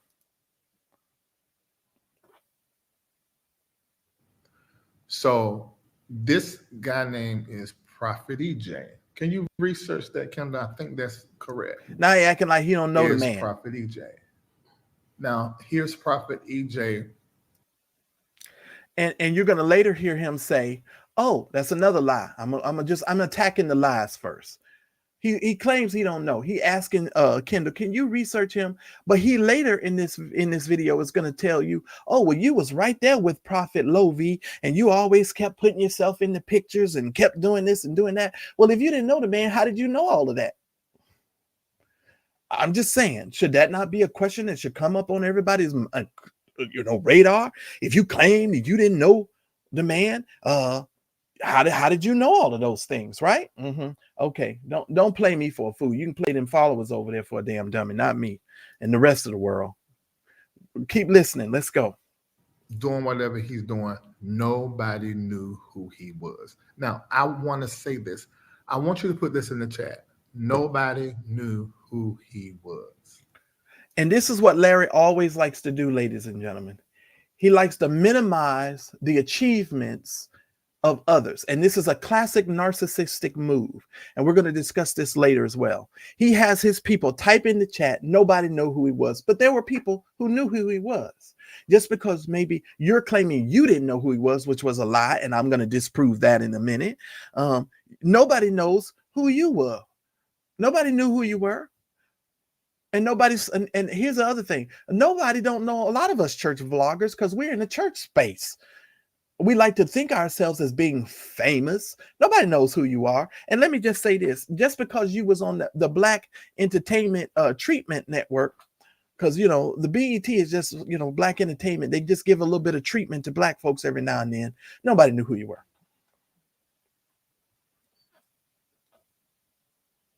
Okay, I'm just saying, nobody knew who you were, Larry. Nobody knew who you were. And they still don't know who you is. And that's just the bottom line.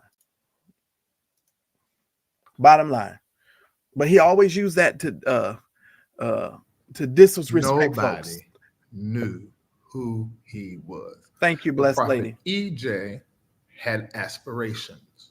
Now, by the time I finished talking, yes, Prophet EJ knew. By the time I finished talking, listen to me, Thais. Everybody, Lisa said no. Lisa said, we don't know who he is. That's the key. I need for you to call these pastors. Now, here we go. Lisa talking about she don't know who he is. Well, Lisa, you didn't know your husband was having a 13-year affair with a man. Well, if you want to know the truth about it, I think you did know. I think you did know. That's me personally, and that's my opinion. I think you did know. I think you and Larry had an agreement, and that's one of the reasons why you sticking around and supporting this witchcraft and wizardry stuff going on with Larry and his Hogwarts School of Wizardry. That's one of the reasons why you're sticking around, because I don't know any woman who could hear some of the things that have come up. And yes, he makes this stuff up as he goes along. But let's continue. Even the ones you don't like, call them. All right. And Lisa, if I'm trying to tell you, you just as much a part of this We've seen organization this as them. online. We've seen this with Beyonce, her ex-hairstylist. We've seen this with Cardi B, her ex-makeup. We've seen this with T.S. Madison when it came to Geo. We have seen this so many times online, and we still fall for the okie doke. And we watch these people's videos and we listen to them and we believe what these people say when these people are betrayers. Okay, so Larry says, we've seen this with Cardi B, and we've seen this with Beyonce, because you know he always trying to put himself in the categories where he don't even belong. You know, and we've seen this with T.S. Madison, with Geo, whatever the situation. And I don't know all of the history of Cardi B, Beyonce, nor do I know all the history with T.S. Madison and Geo. I do know a little bit about what Geo. I did see a little bit of that way back in the day. But here's the point that I want to make here.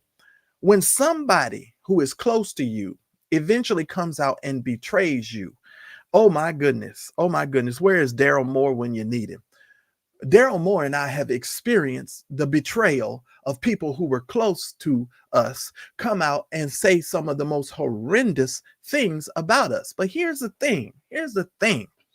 When you know the stuff isn't true, I'm not going to have to come out here and literally go line by line telling folks what other folks say. These people went on other people's platform and lied on me and Daryl like it wasn't no tomorrow. And guess what? I didn't come out here and go, they're lying. They're doing this. You know why? Because the people who are in my life and the people that are surrounded by me, they know me. And the people who have known me for years, all throughout Blog Talk and throughout the internet, they know me. So I don't need to defend myself against a whole bunch of lies. But the reason why you can get on the internet and start calling people betrayers and calling people all of these things, because let me just say this, if you're not doing no bullshit, you would not have to feel like you were being betrayed.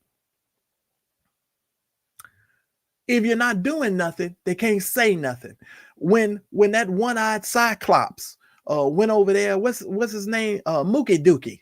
When Mookie Dookie went over there to them other people platform and was lying, talking about, oh, I'm going to give you some behind the scenes stuff, you know, and they had that.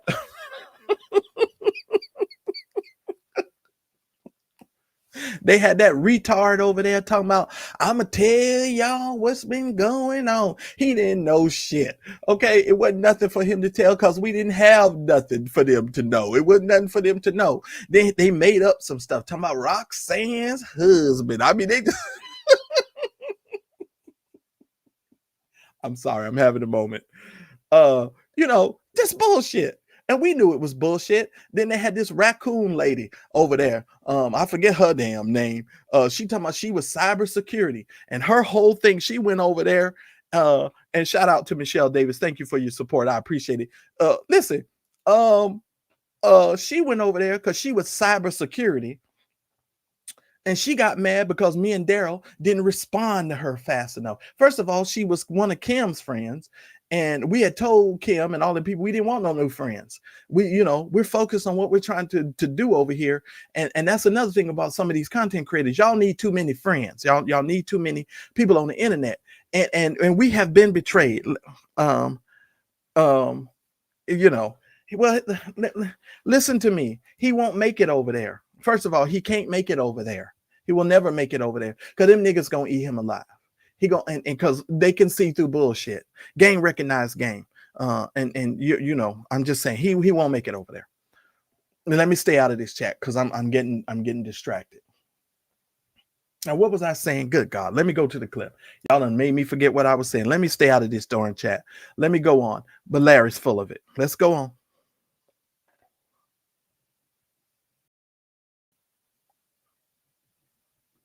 Oh, y'all watched it happen to me. I forgot. Oh, I got this happen to me so many different times. The Lester Peltier guy. Y'all say I can't say his name. What you call him? Voldemort. But y'all know who it is. Unhinged with.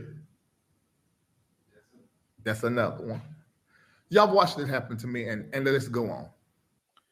All right. So he calls Vincent Voldemort. He calls Vincent. Now, this is new thing. Y'all remember when him and y'all help me out in the chat. E. Dewey Smith was going to court. Y'all remember? Because this is a tactic that Larry uses all the time. When Larry is mad at you, and see, let me tell y'all something. The whole reason why I support Vincent and I go over there and I try to lend some views and help to Vincent is because Larry wishes that Vincent fails. Because in Larry's mind, Vincent can't make it without him. And let me be very, very clear. It pisses me off because I know the manipulative tactic that Larry is trying to do.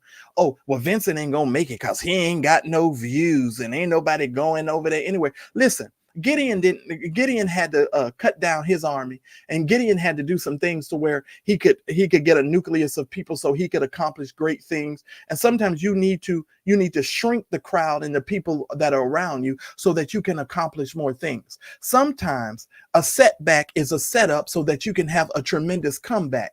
I'm going to say that again.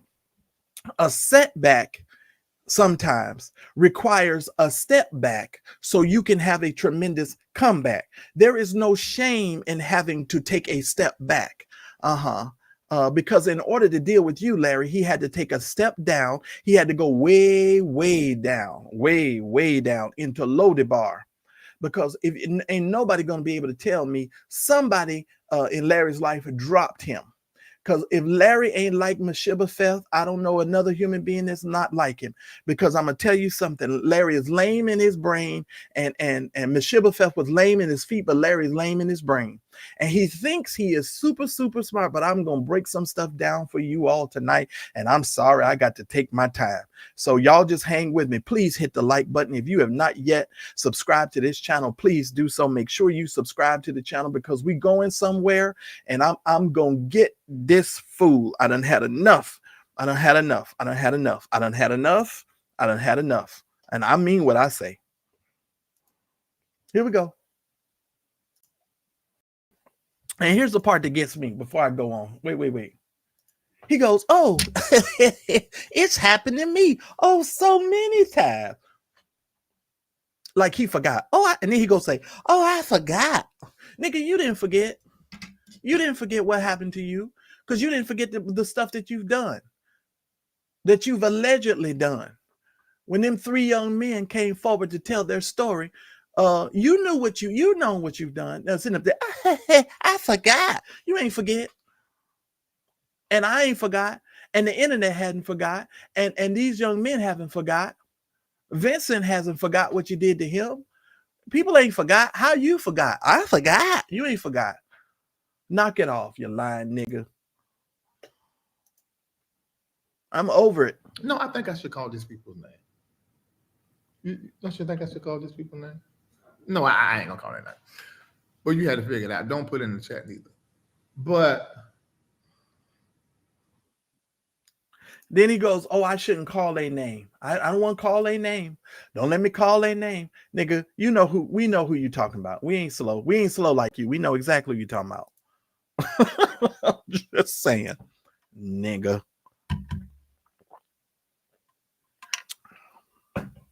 They're betrayers. And I don't care if, and this is a if like this, I don't care if what Gio said, if what Cardi B hairstylist, Beyonce hairstylist, if what they said was true, if what prophet. All right, I'm going to stop this right now. Listen what he said. He said, I don't even care if what they said was true. They're betrayers. Mm-hmm. Now, listen to me. If you are a mature adult and you're in a leadership role, or you're in a role where you're mentoring people and you're trying to create a vision for yourself and you're trying to take your life somewhere. Now, this is something that I can speak on a lot tonight. And Daryl, I might have to bring you up here, you or Roxanne, you folks in the chat for just in a minute, because I'm gonna stop because I'm a dog walk this situation. Oh yes, I am, because I need to talk about a lot of stuff because I got a lot of stuff I need to free and get off of my chest. Let me say this. every company normally that I have worked at, I've worked in a leadership role. I don't want to name all of the companies right now, but I've worked in a lot, even in the insurance industry. One of the companies I worked for, American Life, Income Life, AIL, I had agents that were underneath me that I was responsible for. So I was responsible for training them, was responsible for making sure that they had money in the bank and they had a paycheck coming. Any great leader, any person who is leading a group of people recognizes that sometimes, because you are in a leadership role, sometimes things that you do as a leader can seem to be mean, obnoxious, or whatever to the group of people that you're trying to lead. But when you're trying to lead a group of people, we're just talking about surface things now. We're not talking about if you allegedly molested them. Let me go ahead. When you allegedly messed over them financially, because that's a totally different category, right? But he's always trying to interweave stuff in here that don't fit his situation. Let me say for a fact, if you are molesting people, if you are a molester and you have been accused of being an alleged molester, it is a different situation from just, somebody quote unquote betraying you. What people are doing is they are coming from underneath the tyranny of being abused by narcissistic leaders and leadership, right? Especially when it comes to church folks and church pastors and leaders and all of you folks like this. And y'all need to share this out right now. Get this out, because this needs to be talked about, and we really need to go here. Spiritual people are always trying to over spiritualize stuff. Well, I'm being betrayed. No, you're being exposed, and that is a different. The light is being shined on you so that people can see your misdeeds and they can see the ridiculousness of who you are and the mess that you have created. Let me be very clear, ladies and gentlemen. It is one thing to be exposed. It is another thing to support people who have been exposed. Let me sit with that for just a minute. It is another thing to fund people's dysfunction. And what we have going on in our world today, if you look at Donald Trump and you look at some of these wicked people out here, these folks are out here being funded. These people are spending millions and millions of dollars to fund people's dysfunction. I just told you a story a few minutes ago about a pastor who has to pay his wife over $12,000 a month in alimony. Who you think's going to pay that? The government ain't going to pay it. Who you think's going to pay it? Them 15,000 people that belong to that church. So here's the thing. Let me hip to y'all some game. They're going to come up with a situation where they're going to say everybody in the church needs to give $1. If he takes $1 from 15,000 people every week, how much money does he have? Just do the math. Okay. Because the church I was raised up in, one of the first offerings we took every Sunday was $1. We made sure everybody in the church had $1 in their hand. So if you have a church of 300, because they give out these numbers, because according to the statistical data, the average church in America is like 50 people. Y'all can do that over a Zoom call. I don't. Help me, Jesus. I'm sorry, Lord. Y'all can do that over Zoom. I'm not going to be looking for no place to park and having to go get no clothes every week so I can come over here with 50 people and we bring the sacrifice of praise. Now, don't get me wrong. I'm not against forsaking the assembly. Okay, that is not what I'm against, because you can assemble in a myriad of ways. But these people's thought process is not high enough to where they don't understand that. They want you to clunk on out to their sanctuary and clunk on out to what they're doing. But we're talking about manipulation. This man says, oh, they are betrayers. Why are they betrayers, Larry? Because they came out and they exposed you. And they exposed Lovie. So now all of a sudden they are betrayers. Well, if you're not doing anything, they don't have nothing to betray. They don't have a darn thing to betray. Prophet E.J. Newton saying is true. When you, on Mad Day,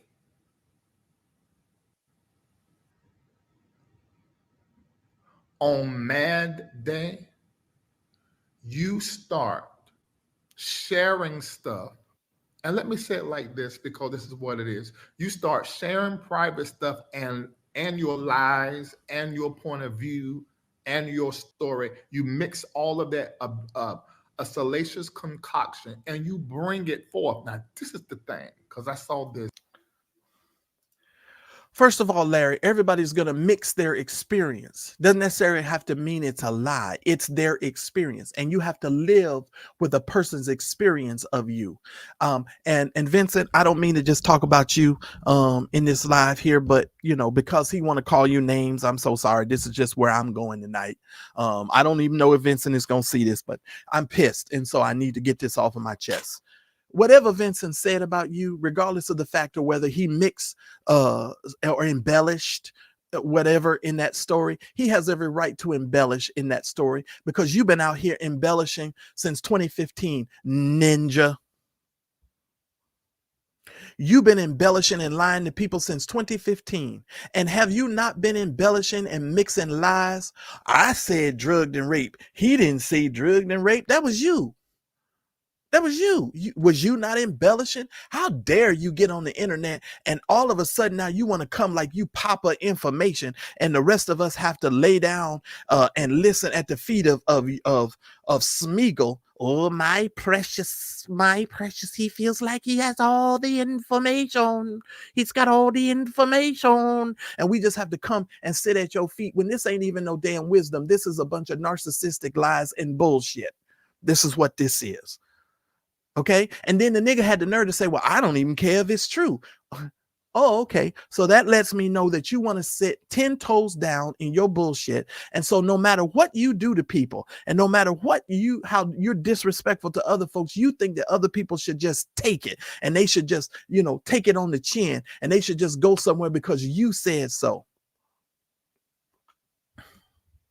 Fuck that. And any leader who just tells you that you have to suffer through all of the bullshit that they do, and you have to sit in all of the bullshit that they do, and you just have to take it, you are being deceived, and you need to go pray and get a relationship with God. And yeah, I said it. It's too much damn deception. Too much deception. Too much deception. It's too much deception. And I meant what I said.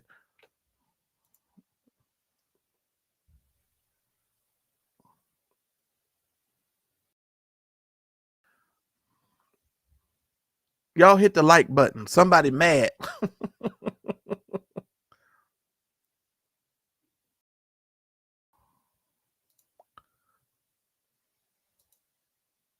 With this prophet E.J. Newton, you bring it like God has given it to you to do.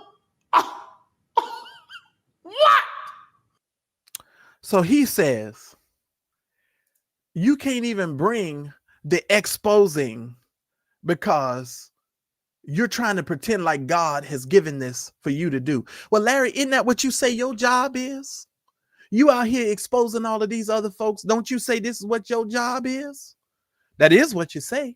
And then you mix and weave and call yourself a prophet, and you prophet lie and put a little bit of icing on the cake on that. And then you try to say God told you to do it. Isn't that the same mess that you do? It's the same mess. Y'all better hit the like button. I'm going to go look. Moderators, y'all need to let me know where these likes at. Because I'm working too hard. And I know I'm telling the whole truth and nothing but the truth. The ninja. You got your nerve. Oh, and it gets worse. Y'all have no idea. Oh, it gets worse. It gets real worse. Let's go on. Because I ain't going to be here too long. We're almost at 2 hours. Lord have mercy. But I'm going to take my time and dog walk this. I'm sorry. I just am. You are psychologically disturbed. No, nigga, you psychologically disturbed. You psychologically disturbed because you feel like can't nobody question you. And it's the same thing with your stupid mentor, Bernard Switching Jordan. Because if anybody's ever seen Larry and Bernard Jordan walk and don't think that Something is up with the two of them. I'm just saying. No, you're psychologically disturbed. You're in a mental crisis. We are literally watching you psychologically quack and crack online, where you think any spirit that comes from God would tell you to betray. Well, it's not a betrayal, first of all.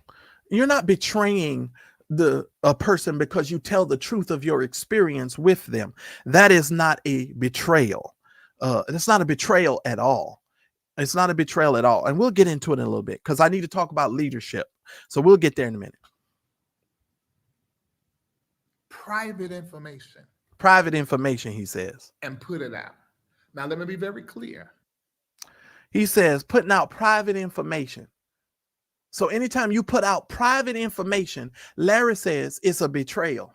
So let me, and see, this is what gets me with preachers and pastors when you have to expose their misdeeds. The first thing they start doing is talking about somebody betrayed them. Nobody betrayed them. You betrayed yourself when you participated in activity that went against the very thing that you say that you stood for.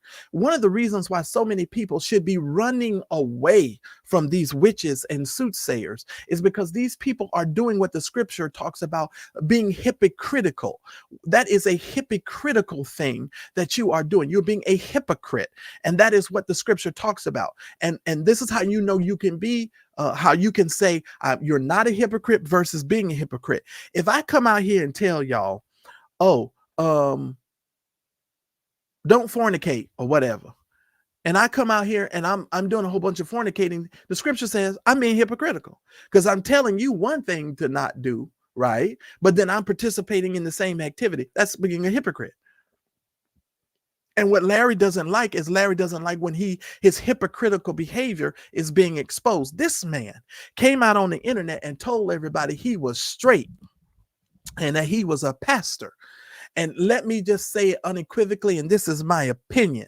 Larry Reid is a gay man. And yes, I'm saying it so that you can hear me. He is a bejeweled, bedazzled, boot-wearing gay man. And there is nothing wrong with people being same-gender loving. So just understand, there is a difference because, and people know that I have same-gender loving people who support my channel, that I support their community. People know that. So that ain't no secret.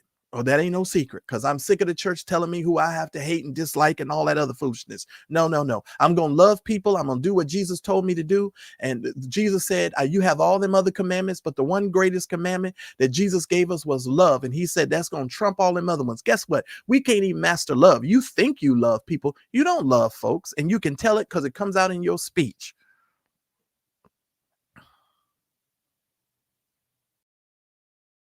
Oh Lord, oh Lord, and oh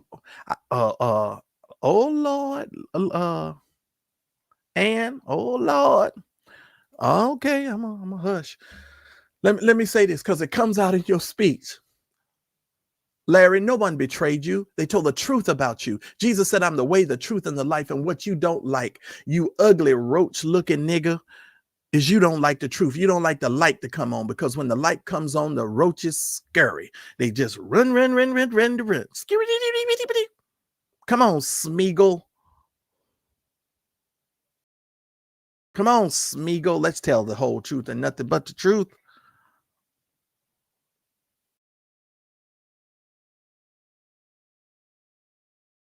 I'm sick of Larry. I don't know what to do. I'm so sick of this dude. Let's continue. What I am hearing, and according to what I have researched and with receipts, this is, how can I say? He looked like a roach to me. A black. The truth is, I'm a Holy Ghost filled black man. He says he's Holy Ghost filled. This man say he's Holy Ghost filled.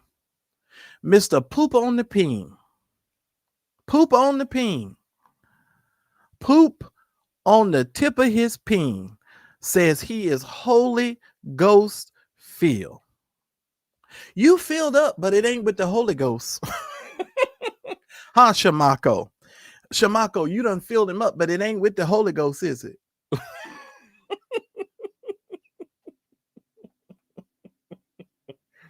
Wait a minute.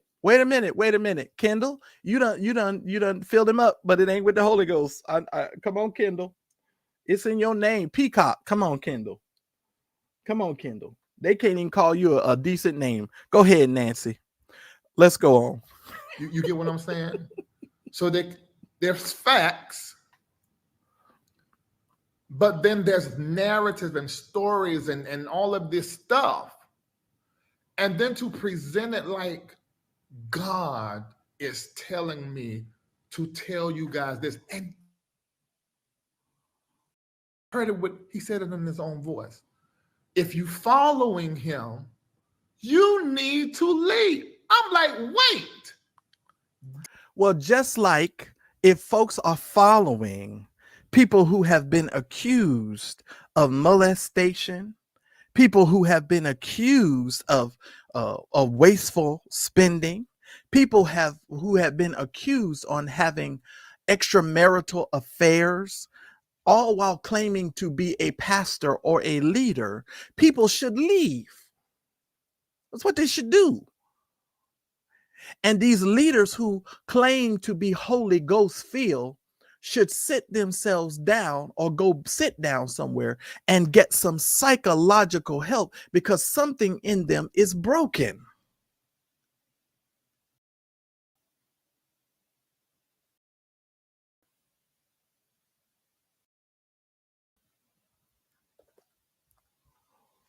Something is broken.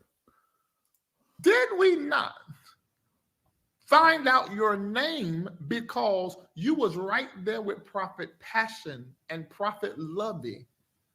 You made sure, and this is my point of view, you were on camera. Now, this is a man that said 20 minutes ago he didn't know who the man was.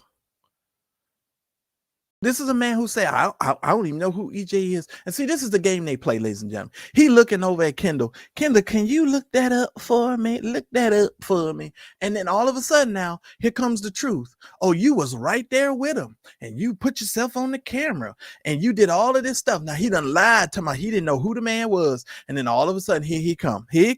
Because here's the thing. What they're trying to do is he's trying to cover Lovey. Because Lovey is a jokey and all they want to get is your money and you can't see. So Larry is supporting Lovey, who is a jokey, and all they're doing is trying to get your money. And I don't understand how you all could be so slow-y.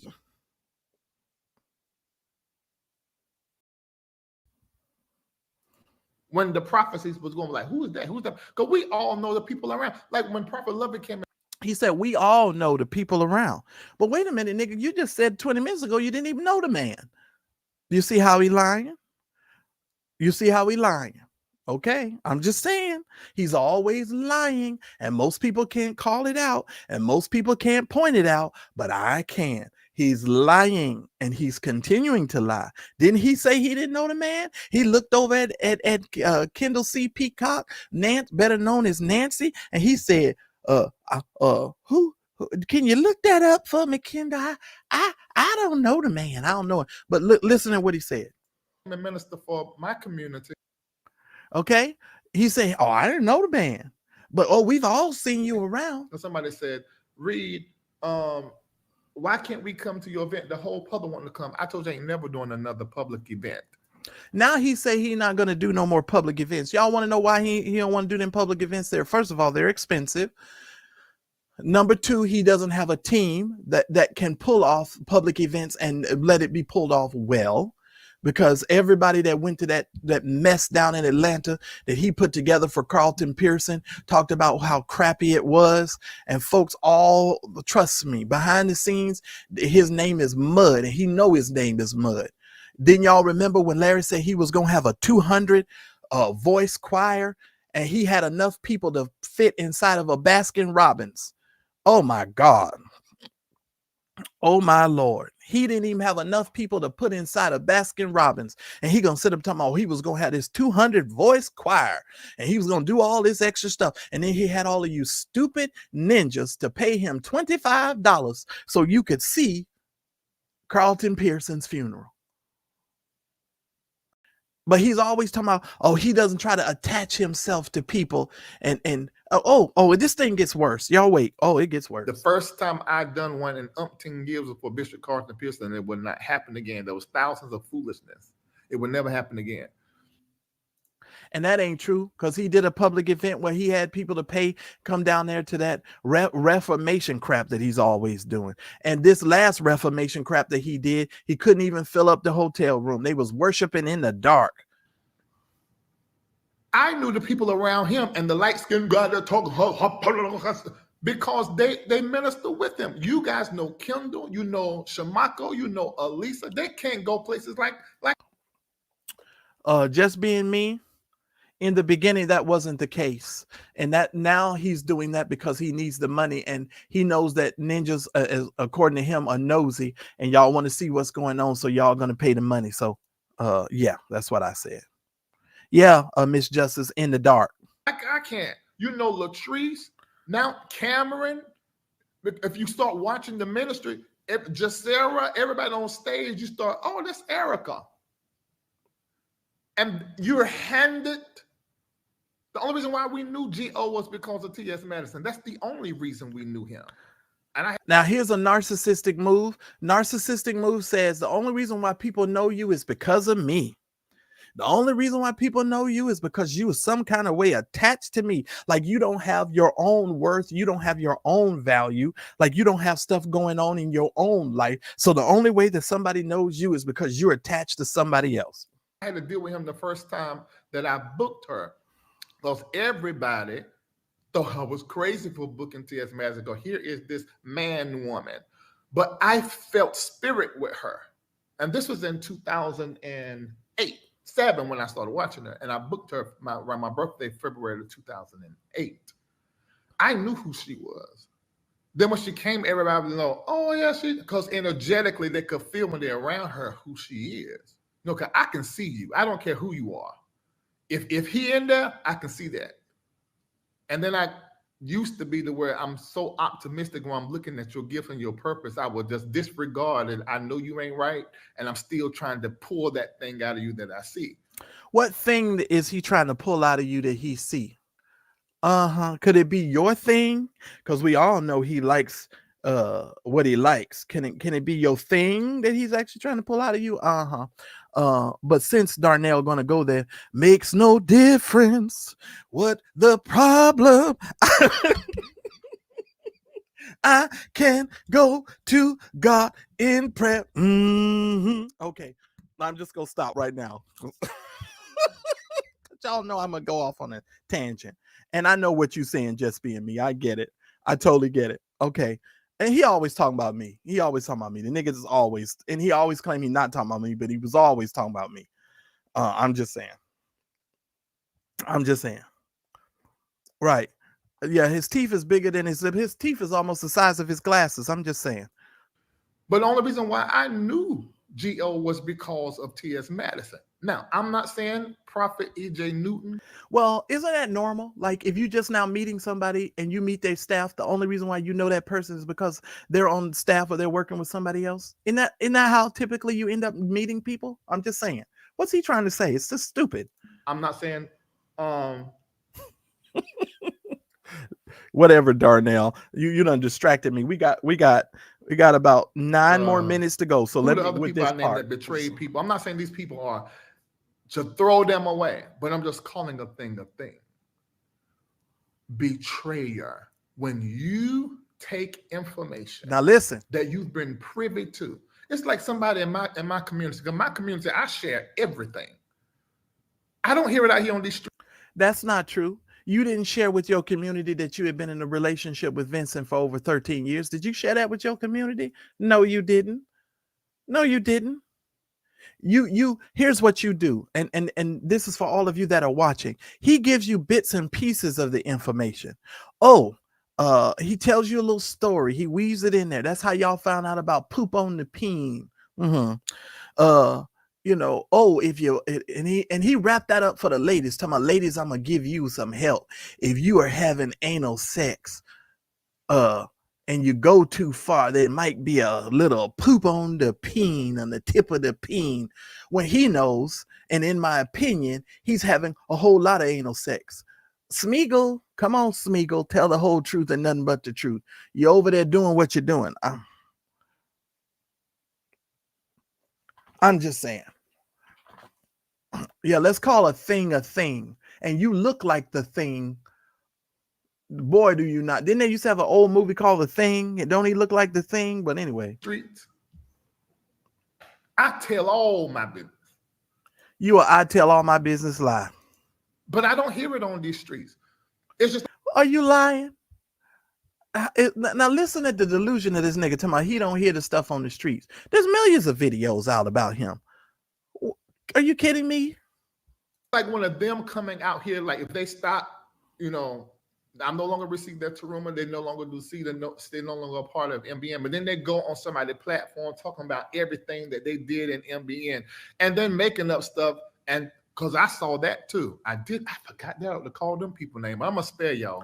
See, and here's how he's working his back, because he's always trying to get these people to believe that he's authentic and he's telling the truth. Well, they went out and they started talking and saying stuff that they did about the MBN network, and they was doing all this stuff with the MBN, and it wasn't true. Larry. You can't handle this. I can handle people talking about you can't handle this. But some of the people I had in my music department, I've seen on other platforms that are telling stories, secret information, and lies that's just totally. Chanel, pay attention to the ticker tape. It's been running the whole time. Do you see what it says? And it's completely alleged. That's what it says down there. I'm just saying. And that don't matter anyway, because I've said nothing to get myself into any legal trouble anyway. So fuck Larry. Totally not true in their point of view and their story. Fine, tell your story, but it's just not true. And then they were saying stuff like they were giving up. I can write you a check for all the money you ever gave, and I want it's changed. Now here comes the narcissist. You telling it like you were doing all this stuff. Now, here's the thing. Here's how he's taking shots at people. Oh, well, I could just write you a check and give you all your money back. Well, nigga, do it then. Why you ain't done it? Oh, well, maybe it was because you were too busy selling off stuff. Pay attention, ladies and gentlemen. Pay attention. You gotta use your brain. Why are you selling off cars and selling off stuff? Why are you downsizing? Why are you doing that? Could it be because you're not getting as much support as you used to get? And that stuff is shrinking? Could that be the possible reason why? I'm just asking a question. Could be. And y'all know that's what I do. I ask questions. Just saying. Let's move on to the next part. But this is what you have to deal with. Yeah, that's sneak dissing. You're right. You were a problem and energetically out of step. And I thank God that you left. Let me just say it like that. Maybe I shouldn't say that. But I'm glad you go. Because there's going to be some work to get you to your purpose and to your level, and you weren't willing to make the sacrifice and follow the directives you need to in order to be properly coached. So you weren't willing to follow the directions, and you weren't willing to make the sacrifices to get you properly coached. And see, this is a manipulative tactic of a narcissistic leader. When leaders do not have the capacity to take you from one place to the other place, the first thing that they want to say is you didn't have the capacity to be coached properly, or you didn't have the capacity to be led properly. And this is what they do. And I'm going to get into some stuff here in a minute, and we're going to go, but let me go because now I'm rushing to get through. I wonder, should I speed this up?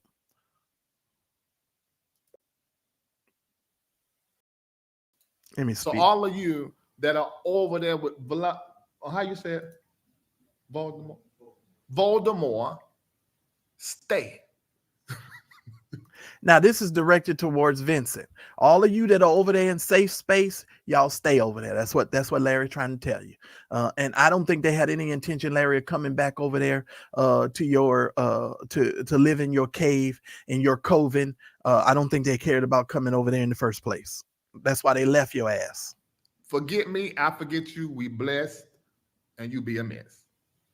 And you hit a shot, you be a mess. You be a mess. You hear him? You be a mess. But he don't do this kind of stuff, according to him. He just go inwardly and he go to praying. Remember what he said in the beginning? I don't talk about the people. I just stay in my little stuff and I go into praying and right. Okay, Larry. Okay, Larry. When this prophet eat, you stayed in the man's home. Oh my God. And at this point, he's covering his face. Y'all, I don't know where they make these people at. Oh, you went in his home. Where they make these people? Where they make these people, Jesus? But it's something. Let me say this, Pastor. Let me tell you this. Let me tell you this. Point blank in the period. God makes people, Larry, and God makes people to get away from people like you. And he interjects people in other people's lives so they can get away from people like you. Listen to me. When you are extremely talented, now listen at this, and you carry a light, and you impactful, and you got that charisma thing on you, where your people follow you, you will create a Judas. He said, because you are a charismatic leader, you're going to create a Judas. And I don't know if he's trying to make a comparison between himself and Jesus, but the comparison just don't fit. Now, you learned in elementary school, one of these things is not like the other. Don't you fall for this stupid stuff. Now, let me tell you something. Not everybody in your camp is a betrayer because they no longer wish to participate in your foolishness. Because if you're going to be a great leader, my mentor taught me long time ago that if you're going to live a top shelf life, you have to stand on the books that you read. And anybody that you see as is a great leader understands how to deal and work with people. Let me talk about this for a second. Y'all know that the A team started out with 4 folks. Me, myself, Terrell, Roxanne, and let me see your transcripts. Y'all know that. Y'all, we started out with 4 people. Let me tell you something that I know. We made a decision throughout our whole time together before we came together as those 4 individuals. And we said, look here, one thing we are not going to do is we're not going to get out here on these internet streets and we're not going to be disrespecting one another. That's what we're not going to do. So what we're not going to do.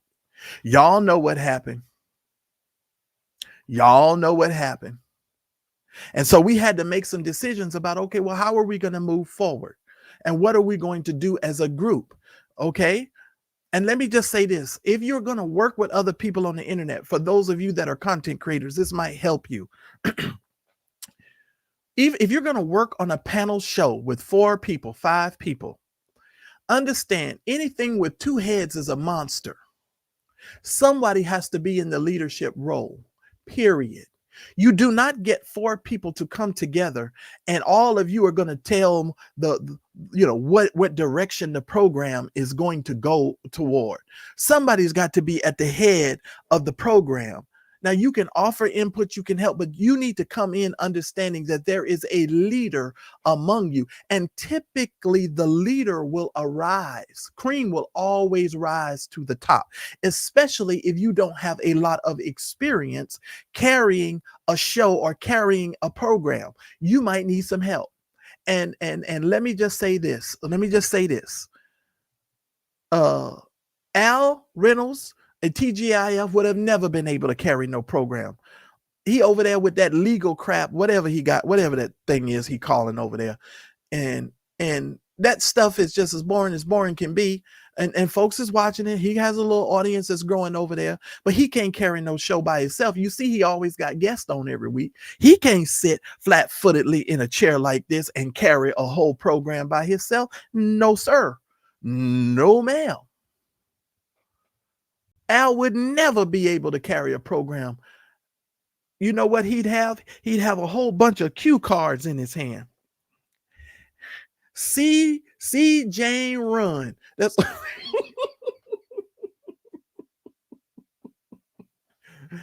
she ran real fast.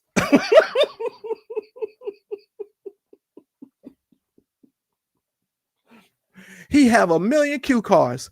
And oh, this is the point where you're supposed to say, and next week, this is who I guess will be. He got to have cue cards because he can't fly off the top of the dome and say this stuff. I'm just saying.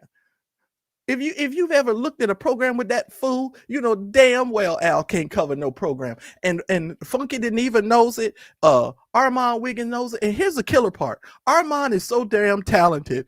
Why the hell you guys are making way more money on YouTube? Why the hell you think you're going to go take on extra work? You're going to work extra days of the week just so that you can go on and do that stuff. Go on. And this is what I do. Because as it pops on the dome like it just did, you can say what I just said. Larry's a damn liar. But let's continue. Let's just continue because we got a couple more minutes because we only going to do this. You will create someone entitled, and these people, let me tell you what begins to happen. Now watch this. Now this is the manipulation, and this is what I got to break down for y'all tonight. Oh, let me help you. And just so you know, he's reading notes, even though he's going to act like he don't have no notes. Because if you watch the video, you can see that he's reading notes. But let's go on. Cancer begins in the inner circle. Put it in the chat. Say, I just want to put in there, cancer in the inner circle. And for the sake of this live, I want you to type in the chat, Larry looks like he has cancer. Go ahead and put that down in the chat. Somebody type that in the chat right now. Larry, you look like you have cancer. That's what I want you to type in the chat. Type it right in there right now. I'm waiting on Larry. You look like you have cancer. That's what I want you to type in the chat. Larry looks like cancer. Type that in the chat. Cancer in the inner circle. He says cancer in the inner circle. Larry looks like he has cancer. Where y'all at? I'm looking. Thank you. Thank you. Thank you, Angel. Thank you so much, Angel. I appreciate it. Larry, you look like you have cancer. Moving on. Cancer in the inner circle. You got to watch this because if you're great, if you're powerful. Now, if you're great, if you're powerful, listen to the language. So now, Larry, he's great. If you're powerful and all of this stuff. Now listen. If you're talented, if you're good at what you do, all of you come in and tell me what's going on, I'm lost, sit down. Now watch how rude he is to the woman who comes in and just asks a question. Watch this. Shut up and listen. Come in asking 1,000 questions in the chat. Folk trying to listen and get what trying to get, and you late. If you sit, you learn. Even if you don't know the way I tell a story, you're going to be able to get something out of it. I'm good at this. Shut up. Nah. In fact, this is what you need to do. You're over here asking what's going on and don't want to donate and give a dime. See what he says? So everything moves to the money. So now you're going to move to the money. Now he done put up a big screen of all the ways to donate to his MBN network. So this is what he threw up on the screen. But just a quick, you come in here, ask, quick, do your $8.88. Do that donate button right on up there just as quick. But that's what y'all do. When the quote unquote tea ain't coming and ain't telling the story fast enough, you begging in the chat and then you're ready to go to the next thing. You see that right there? That means it's time for you to go. All right. Here we go. Everybody in. Just keep in mind, this is Mr. Reid and his organization, and this is how he talk. And he's supposed to be members of his digital church. That's watching. Make sure you do your $8.88. Make sure y'all support the show tonight too, by Cash App, and I'll give y'all an update in a little bit. Dizzy hoe. And he calls her a dizzy hoe. The pastor of the church.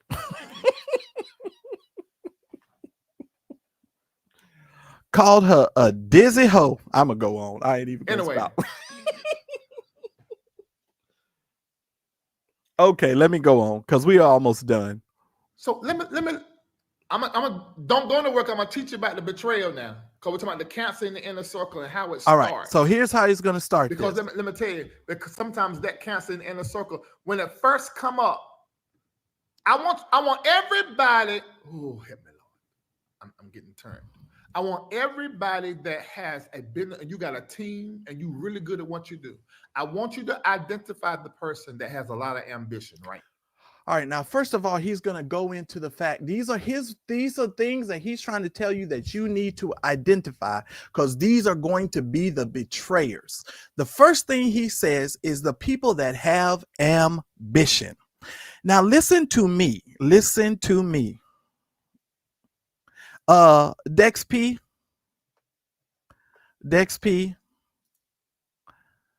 and I'm not worried about him, and he can tremendously go fuck himself, okay? Because I can talk about whoever I want, whenever I want, and how I want to talk about them. So if you missed the first part of the show, I'll do a repeat for you. He can kiss my ass and kiss my ass, and if he's confused about it, he can kiss my ass again. All right, here we go. So he says the first thing that you need to identify is a person that has ambition. Now, if you're a true leader, you look for ambitious people. Now, why do you look for ambitious people? Because normally ambitious people are goal-oriented, they are detail-oriented, and they are individuals who have a passion for producing something in their life. Yeah, it's called fair use. Most certainly. It's called fair use. But that, I ain't worried about Larry. Here's the thing. Y'all listen to me very carefully. Larry is, he's telling you not to look for ambitious people. Somebody said, what's, y'all can't be texting me while I'm live. Hell yeah, I'm going there. You damn right I'm going there. You need ambitious people as a leader. Okay, that's most certainly one thing that you do need, and I'm gonna break it all down later. Let's get through this one video. Watch them. He said, watch them. You got to watch ambitious people. Now, why are you? And so that's the first person. You got to watch ambitious people. Here's the next set of stuff. Hold on. Let me speed through this part because I didn't know I got the darn video part on that. Hold on. Number one, who can identify the person with a lot of ambition? Okay, you got to do the person with a lot of ambition. Y'all help me make number one, number two, all this off inspiration. Number two, I want you to find the person that's critical. Okay, then he says, I want you to find the person that's critical. So anybody that's critical, because Larry can't take it if somebody is critical or looks at things from an objective point of view or looks at a thing from another side of view. And this is a sign of a false leader. When leaders do not have the ability to deal with critical thinkers and people who think critically, the first thing that they want to do is get rid of you. If you've ever been in a church and raised questions and asked questions, you are the kind of person that they don't like, they don't want, because you are a critical thinker. You are considered and labeled a troublemaker. And this is exactly what Larry is looking for. He's looking for docile, non-ambitious, stupid people. But they always want to, they find this thing that's critical and they say, well, I can do this to make it better. Mark them. He said, mark people who say they look at something that you're doing as a leader and say, well, leader, we might be able to do it a different way and do it better. Mark them. You want to mark them. Okay? You got to mark them. Mark them. Mm-hmm. No, I'm going to help you tonight. Oh, yes, I am. And I'm going to help you tonight. Oh, yes, I am. I'm going to help you tonight, sir. Oh, yes, I am. Mm-hmm. Yes, we sure right are. Around you, find the person that lacks identity, lacks self-worth. He says they lack identity, they lack self-worth. And see, he's taking shots at people without calling their names because he done said this about certain other people. And I know who he's talking about. But let me tell you, they have self-worth and they have an identity. And that's why they're not with your black ass no more. That's why they're not over there. And that's why you mad. And that's why you and Low V and people like you all don't tend to do very well when people expose the foolishness that you say. I'm just saying. And always want to be around in the group, but they really ain't offering too much. I mean, they may be a good helper, however, but they always want to be around. Mark them. He says, if they always want to be around, mark them. This is the same man that is always up in somebody's face trying to take a picture with a celebrity, and he used Bernard Jordan. He's been using Bernard Jordan, but Bernard is so stupid. He doesn't know. Number 4, mark the person. Let me just say they're using each other.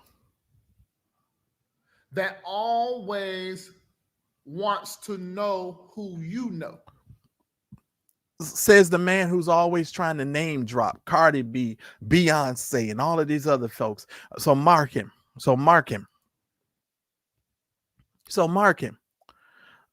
And I'm gonna stop this for now because I want to get into some stuff here for just a second, because we're gonna have another part to this. Let me talk about leadership for just a minute. And shout out to the 411 of y'all watching. I really do appreciate it. Stay right here. Don't go nowhere. I promise you, I got some good stuff here. There's a man by the name of John C. Maxwell. I've gone to a couple of John C. Maxwell's conferences. He has a book entitled The 21 Irrefutable Laws of Leadership. Larry, this might help you since you're a dumbass leader and you don't know anything about leadership and you don't know anything about leading people. You lead people by money, when money is not what creates leaders. Money's not what creates leaders. What creates leaders in the kingdom of God is a treasure that is hidden within them, because God says in his word, we have hidden these truths in earthen vessels. But of course, you're not trying to concern yourself with the Bible. Okay, so let's talk about leadership for just a second, if y'all don't mind. If you over there following this idiot, I want to help you. I want to give you some information. Okay, one of the first things that John talks about in his 21 irrefutable laws of leadership, and I told y'all need to learn how to read some books other than the Bible, because some of these things will help you. The first law is called the law of the lid. It's called the law of the lid. Now, this ain't in my notes. I ain't pulled it up yet. I'm giving you this honestly. If you just so you know, if you can see my notes there, because I put my notes there. I don't even have law of the lid inside the notes. If y'all can see that, if it ain't even there. I'm giving y'all this right off the top of my head because I read the book. Listen to me. When you are a leader, when you are a leader, first of all, the law of the lid says that if you have an organization and you have a group, a team of people, and you are leading people to go someplace, the people can only go as far as their leader's knowledge, their leader's ability to grow and develop. So if there is a lid on your leader, it is going to be very limited on where you can go and what you can do. It's called the law of the lid. Somebody type that in the chat right now, please. Law of the lid, L-I-D, law of the lid. Okay, now we're talking about leadership here. If your leader does not have the capacity to lead you into another place, you are typically you're at a lid leader. And most people, when you have got you're full of a certain type of leader, you will typically look for another church. You will look for another organization. You will look for another group of people because you've grown as far as you can go within a certain type of ministry or a certain type of place, right? And most people get upset, or leaders, so-called leaders, get upset when you decide to vote with your feet and go somewhere else. But in Larry's case, he's referring to it as a betrayal, when no, it's actually people are coming out and they tired of your bullshit. When people get tired of your foolishness and they get tired of you using and abusing them. Now, I don't know. Vincent said in his documentary, the docuseries he did, Vincent said all of his bills was paid. He had to submit like an invoice to Larry, and whatever kind of money he got it from Larry, because that's who he was working for. So his bills was paid by Larry. So he was limited in what he could spend, what he could buy. If he wanted something, he had to ask Larry. That is the spirit of manipulation. It is the spirit of control. And all of these so-called prophets and leaders are people who suffer from this kind of foolishness. But when you have a true leader and you have a true leadership, leaders understand that they must grow and they must be in a forever state of learning along with their people. Okay? Let me go on, because I got some other stuff that I want to say. Let me give you something. There are four things or four ways, 1, 2, 3, 4, 5. 5 levels of leadership here we want to talk about. You have what's called position level influence. These are people who follow you simply because they have to. Larry, that's where you're stuck, you dummy. You're in a position, you're a position level leader. Okay, those people are only following you in your inner circle, like Shamako, Latrice, what's the other concubine's name? Peacock. No, what's his name? Kendall, all of them, they're following you, and Lisa, they follow you because they have to, because you have been their bread and butter for so long. You are a positioned leader, okay? You have position level influence. Those people are where they are because of you. I'm just trying to give you some understanding here, because you think you're so deep. You think you're so deep, and you're so damn dumb, Smeagol. All right, so let's go on. Then you have what's called production level influence. This is when people follow you because of what you achieve. Those are your followers. Your followers are trying to live vicariously through you. Lord, I'm teaching good.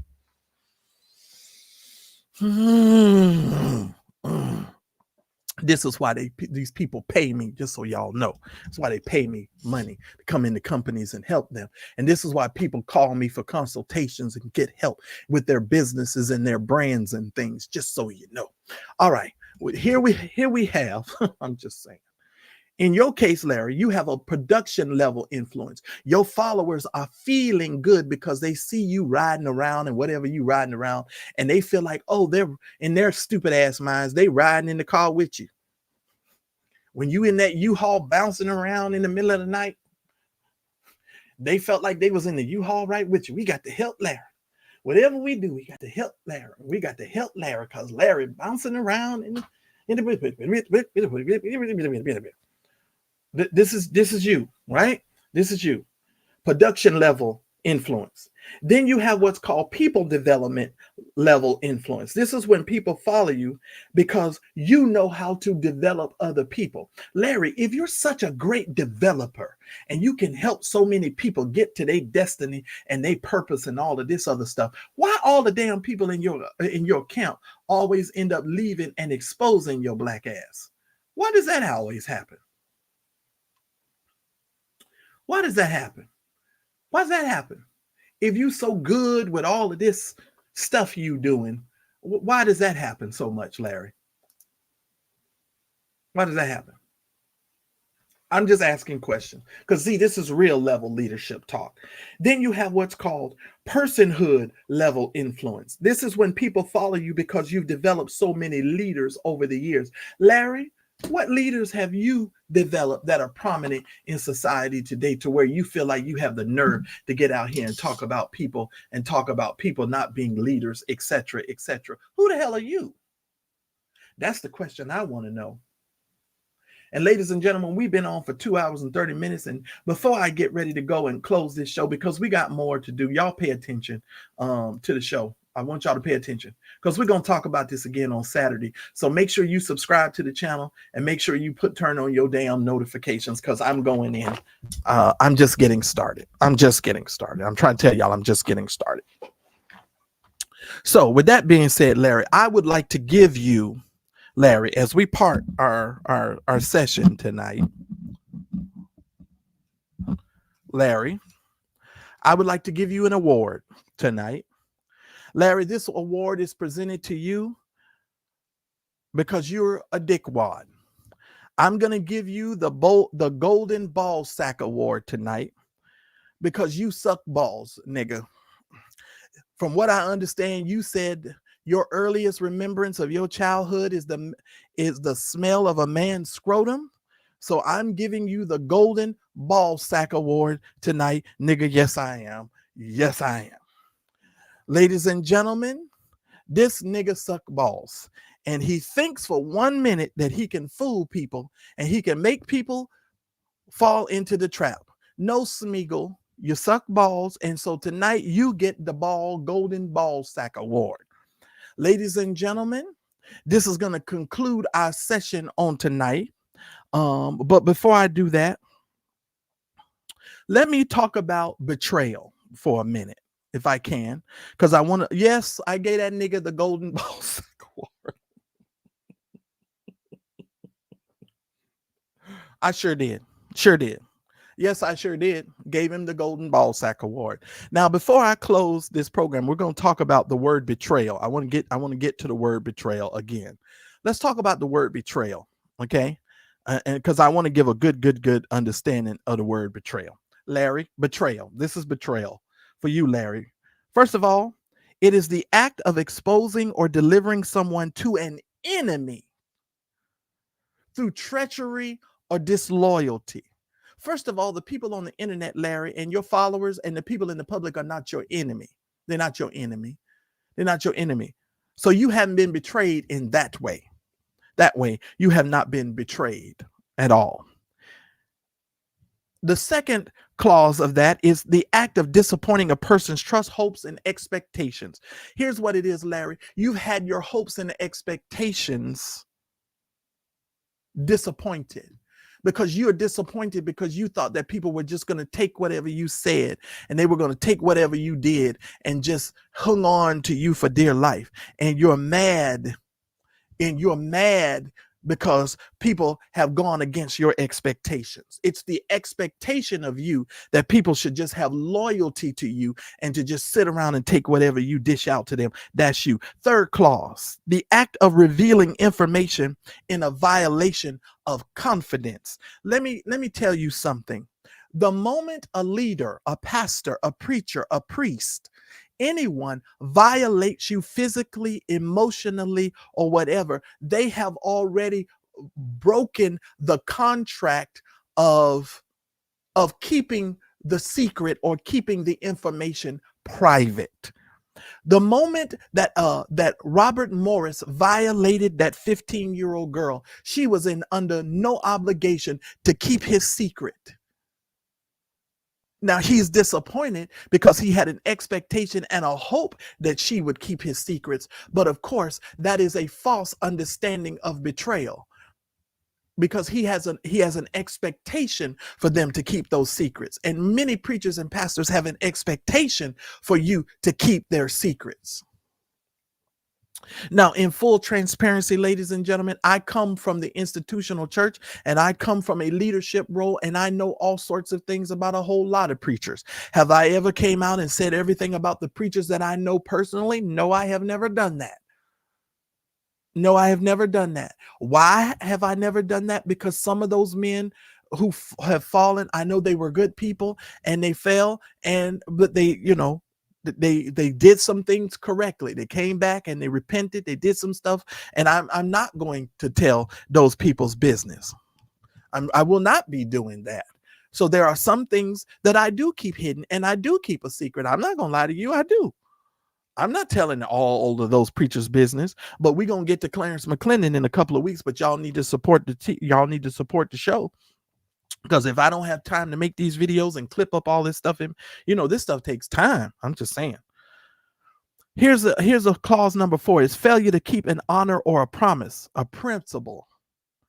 Okay, that don't apply to you, Larry, when it talks about betrayal.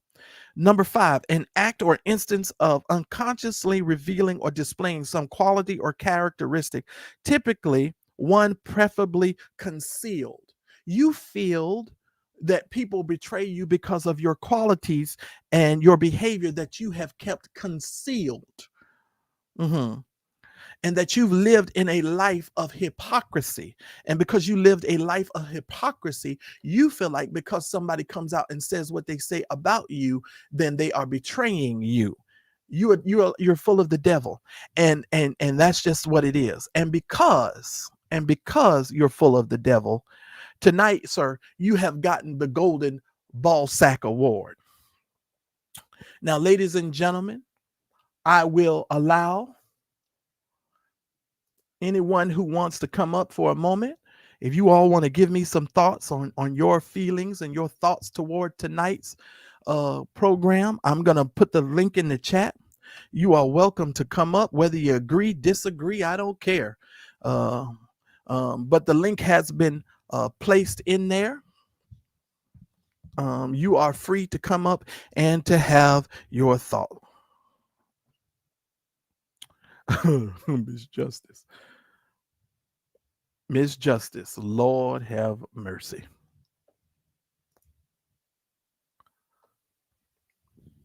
And you guys have the freedom of coming up online tonight. Yes, you do. Yes, you do.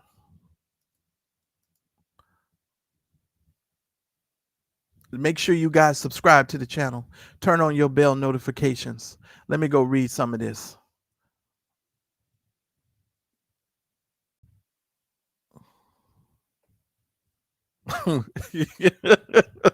Yes, he gets the golden ball sack award. That's exactly.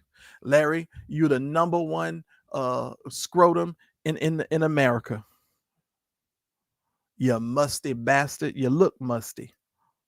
And you look crusty. Yeah, I said it.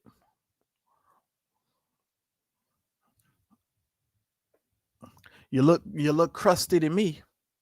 If you had on a clown outfit, you'd be crusty the clown. That's all I'm saying. That's all I'm saying. And I'm waiting on you guys. If you want to come up, just make sure that you do so, and we'll talk. I'm just saying, you look crusty to me. It don't get no crustier looking than that with your Smeagol looking ass. I wish he would had a nerve to be running around talking about somebody. He get on my nerves. I swear he do. And then gonna have the nerve talking about, oh, don't look for people with ambition. So you looking for people that just don't have no kind of go get them about themselves. What kind of leader would say some stupid shit like that? Or you just want to get the drudges of society. You want to get the people that don't want to go nowhere, don't want to do nothing. Of course, people with ambition will attach themselves with other people who have ambition. But it is your job as a leader to be able to recognize it and be able to steer them. But see, when you're jealous of other people's success and you don't want to see other people successful and get rid of your punk ass, then you'll try to squash out whatever's in them, and you'll try to keep them from becoming all that God wants them to be, because you just want to squash them. That's your whole motivation in life, is to squash people. I'm just saying. What have I said tonight that isn't true? Isn't that the truth?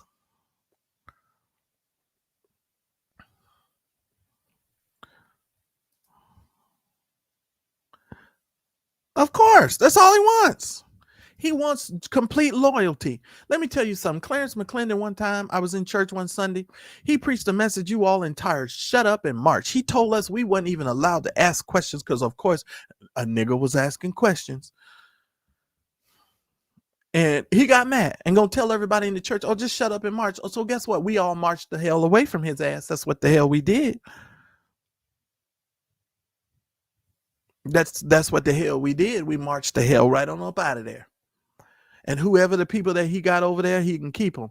I don't even think about it. Don't even question it. And I just want to say this to Vincent and the folks over there at Safe Space. Y'all need to understand. And that's one of the reasons why I root for you all and I want you all to do well.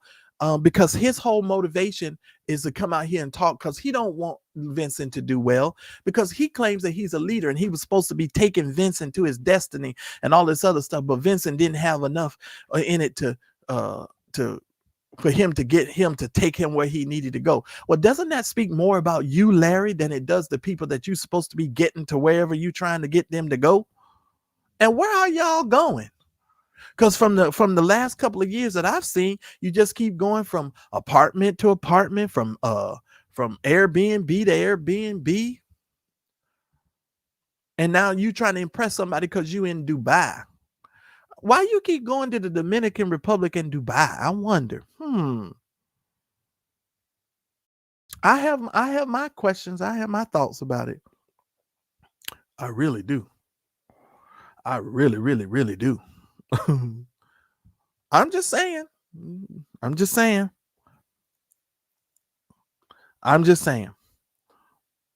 Did I scare y'all off? Y'all nervous? Are y'all clutching your pearls? Are the church ladies upset with me tonight? I'm sorry.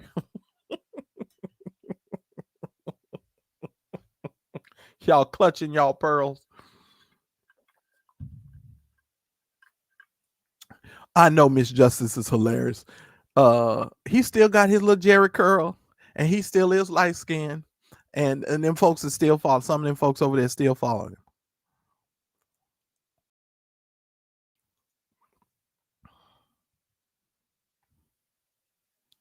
I'm just saying. But y'all can go run tell that nigga I said that, since he want to complain, talking about he understands leadership and betrayal. No, nigga, you betrayed Vincent. You betrayed the trust that Vincent had. You betrayed your wife. Talk about betrayal. You betrayed your wife, Shamako. You betrayed the cake baker. When Vincent played that audio of you saying that she agreed to a deranged marriage, you betrayed her. Is it just me? Am I tripping? Nigga. I'm just saying. Nigga, you better go somewhere and sit your dumb ass down some damn where. That's what the fuck you better do. And I'm going to put my foot on your neck until I get good and goddamn tired. And y'all forgive me, but I'm sorry. I'm sick of him. I'm sick of him. And guess what? Just so that y'all know, listen to me very carefully. Daryl is not going to give up. Y'all still going to go to court. And the way that you thought that this thing was going to end is not. Let me just tell you, because it's turning. This thing is turning. Because all y'all been for years and months saying Daryl was crazy and Daryl was lying and Daryl was this and Daryl was that and we the 18 was this and the 18 was that. Okay, y'all keep celebrating and watch what happens next. Just keep celebrating. Just keep celebrating. Because sooner or later the chickens are gonna have to come home to roost. That's all I know. Darnell, even when I'm boring, I'm awesome. I know y'all came over here because I needed to light this fool up, and I ain't done with him yet. That was just only the first 19 minutes of that damn bullshit that he went over. Oh, it gets worse. Oh, Lord, Vincent is on Ann tonight. I don't even know if Ann is still watching. Lord have mercy, Ann. Oh, Lord, Ann has her an admirer. Yes, Lord. And she is a beautiful lady. Yes, she is. I love my friend Ann. Somebody said, get the likes up. Please get the likes up, people. Come on, y'all. Hit the damn like button if you can't do nothing else.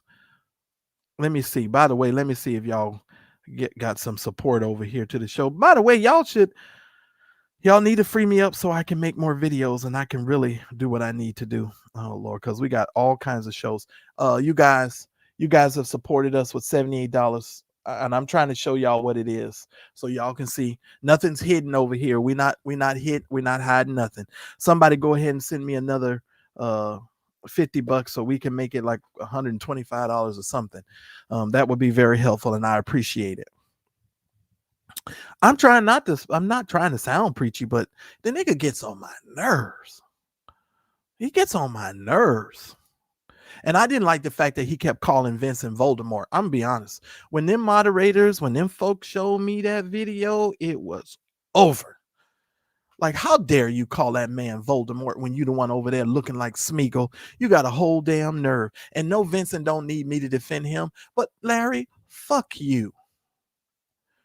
And Shamako too, and Lisa too, and what's the other one that Tasha K said had the rotten teeth? What's her damn name? I don't even remember these people's name.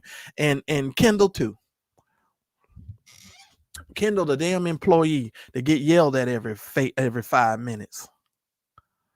Every 5 minutes. Go back and watch the replay, T-Bird. We'll deal with that later. We just getting started.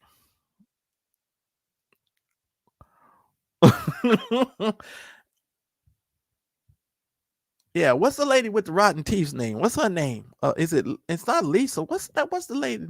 I talked about her in the earlier live. I don't even remember these damn people's name.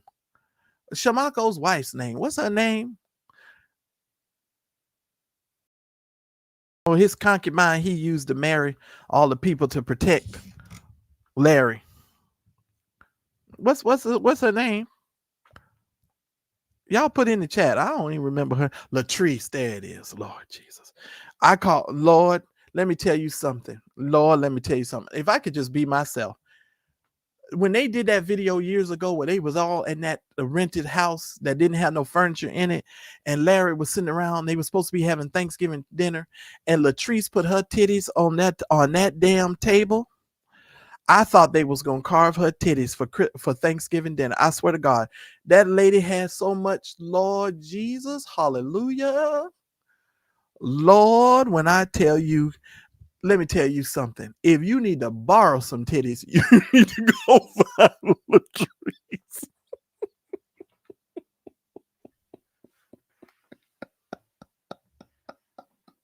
If you need to borrow some titties, y'all need to call her. Because every time I tell you, I look at that lady, it's like she needs to move on over.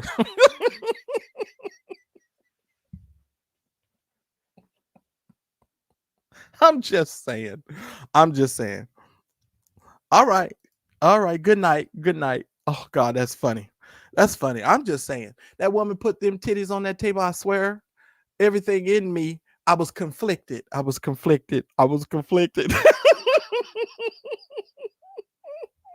this was before I knew she had rotten teeth. Lord have mercy. I was conflicted. Y'all pray my strength.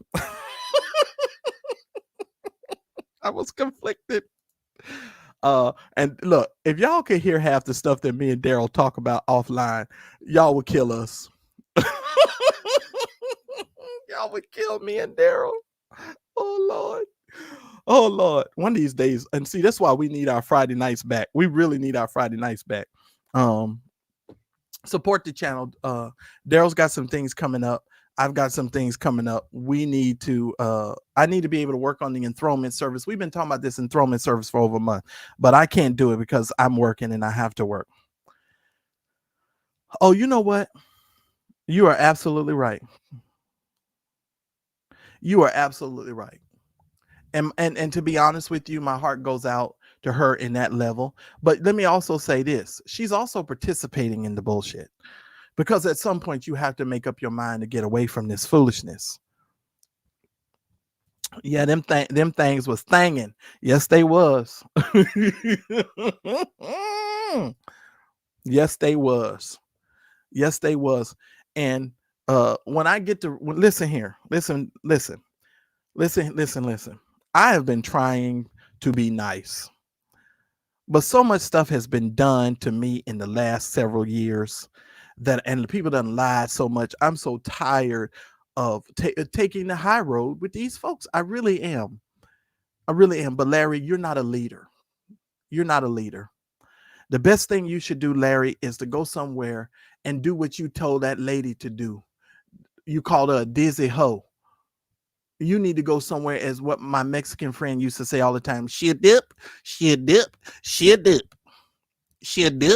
And he couldn't say, he would just say, she a dip. Go somewhere and shut up. Miss Justice, I hear that Leandria is supposed to be back in rehab. She's supposed to be going somewhere to get some help for her drinking problem. Of course, everybody. I mean, listen here. I'm not about to hide from these fools. Trust me. I'm not hiding from nobody.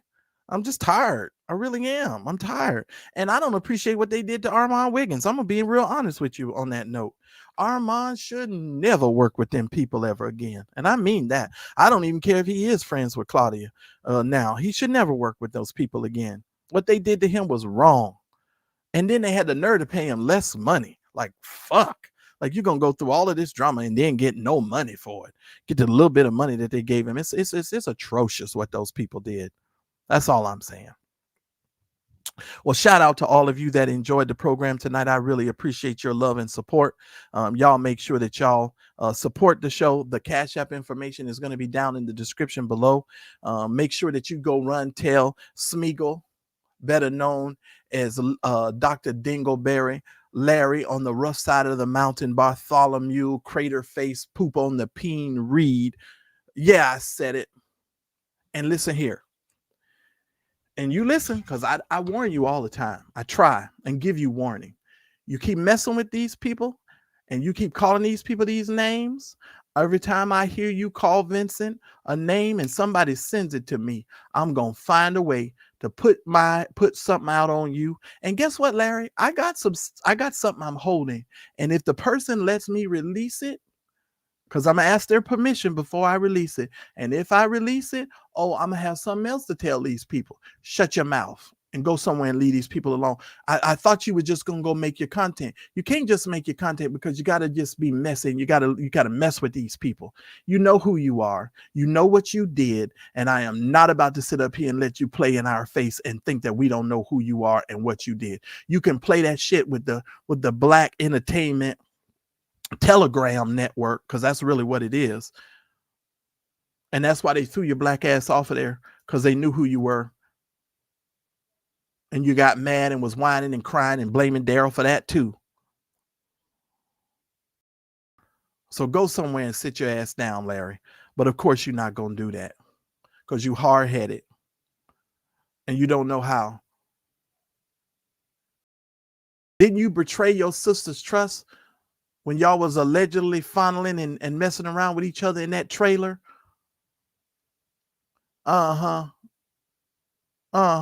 Okay. Go somewhere and play with somebody else, because I am not the one. We are Mad Church Disease, helping you understand that Jesus plus nothing is everything. This is a show for everyone, believers and non-believers, from churched to the unchurched. Help us grow the channel by supporting our non-profit causes and create more consistent content. Donate by Cash App or PayPal, or buy us a coffee at buymeacoffee.com.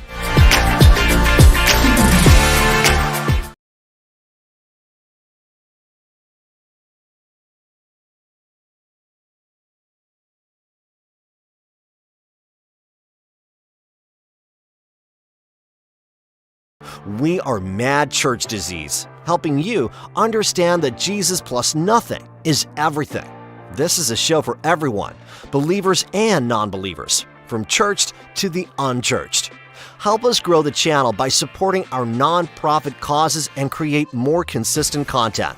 Donate by Cash App or PayPal, or buy us a coffee at buymeacoffee.com.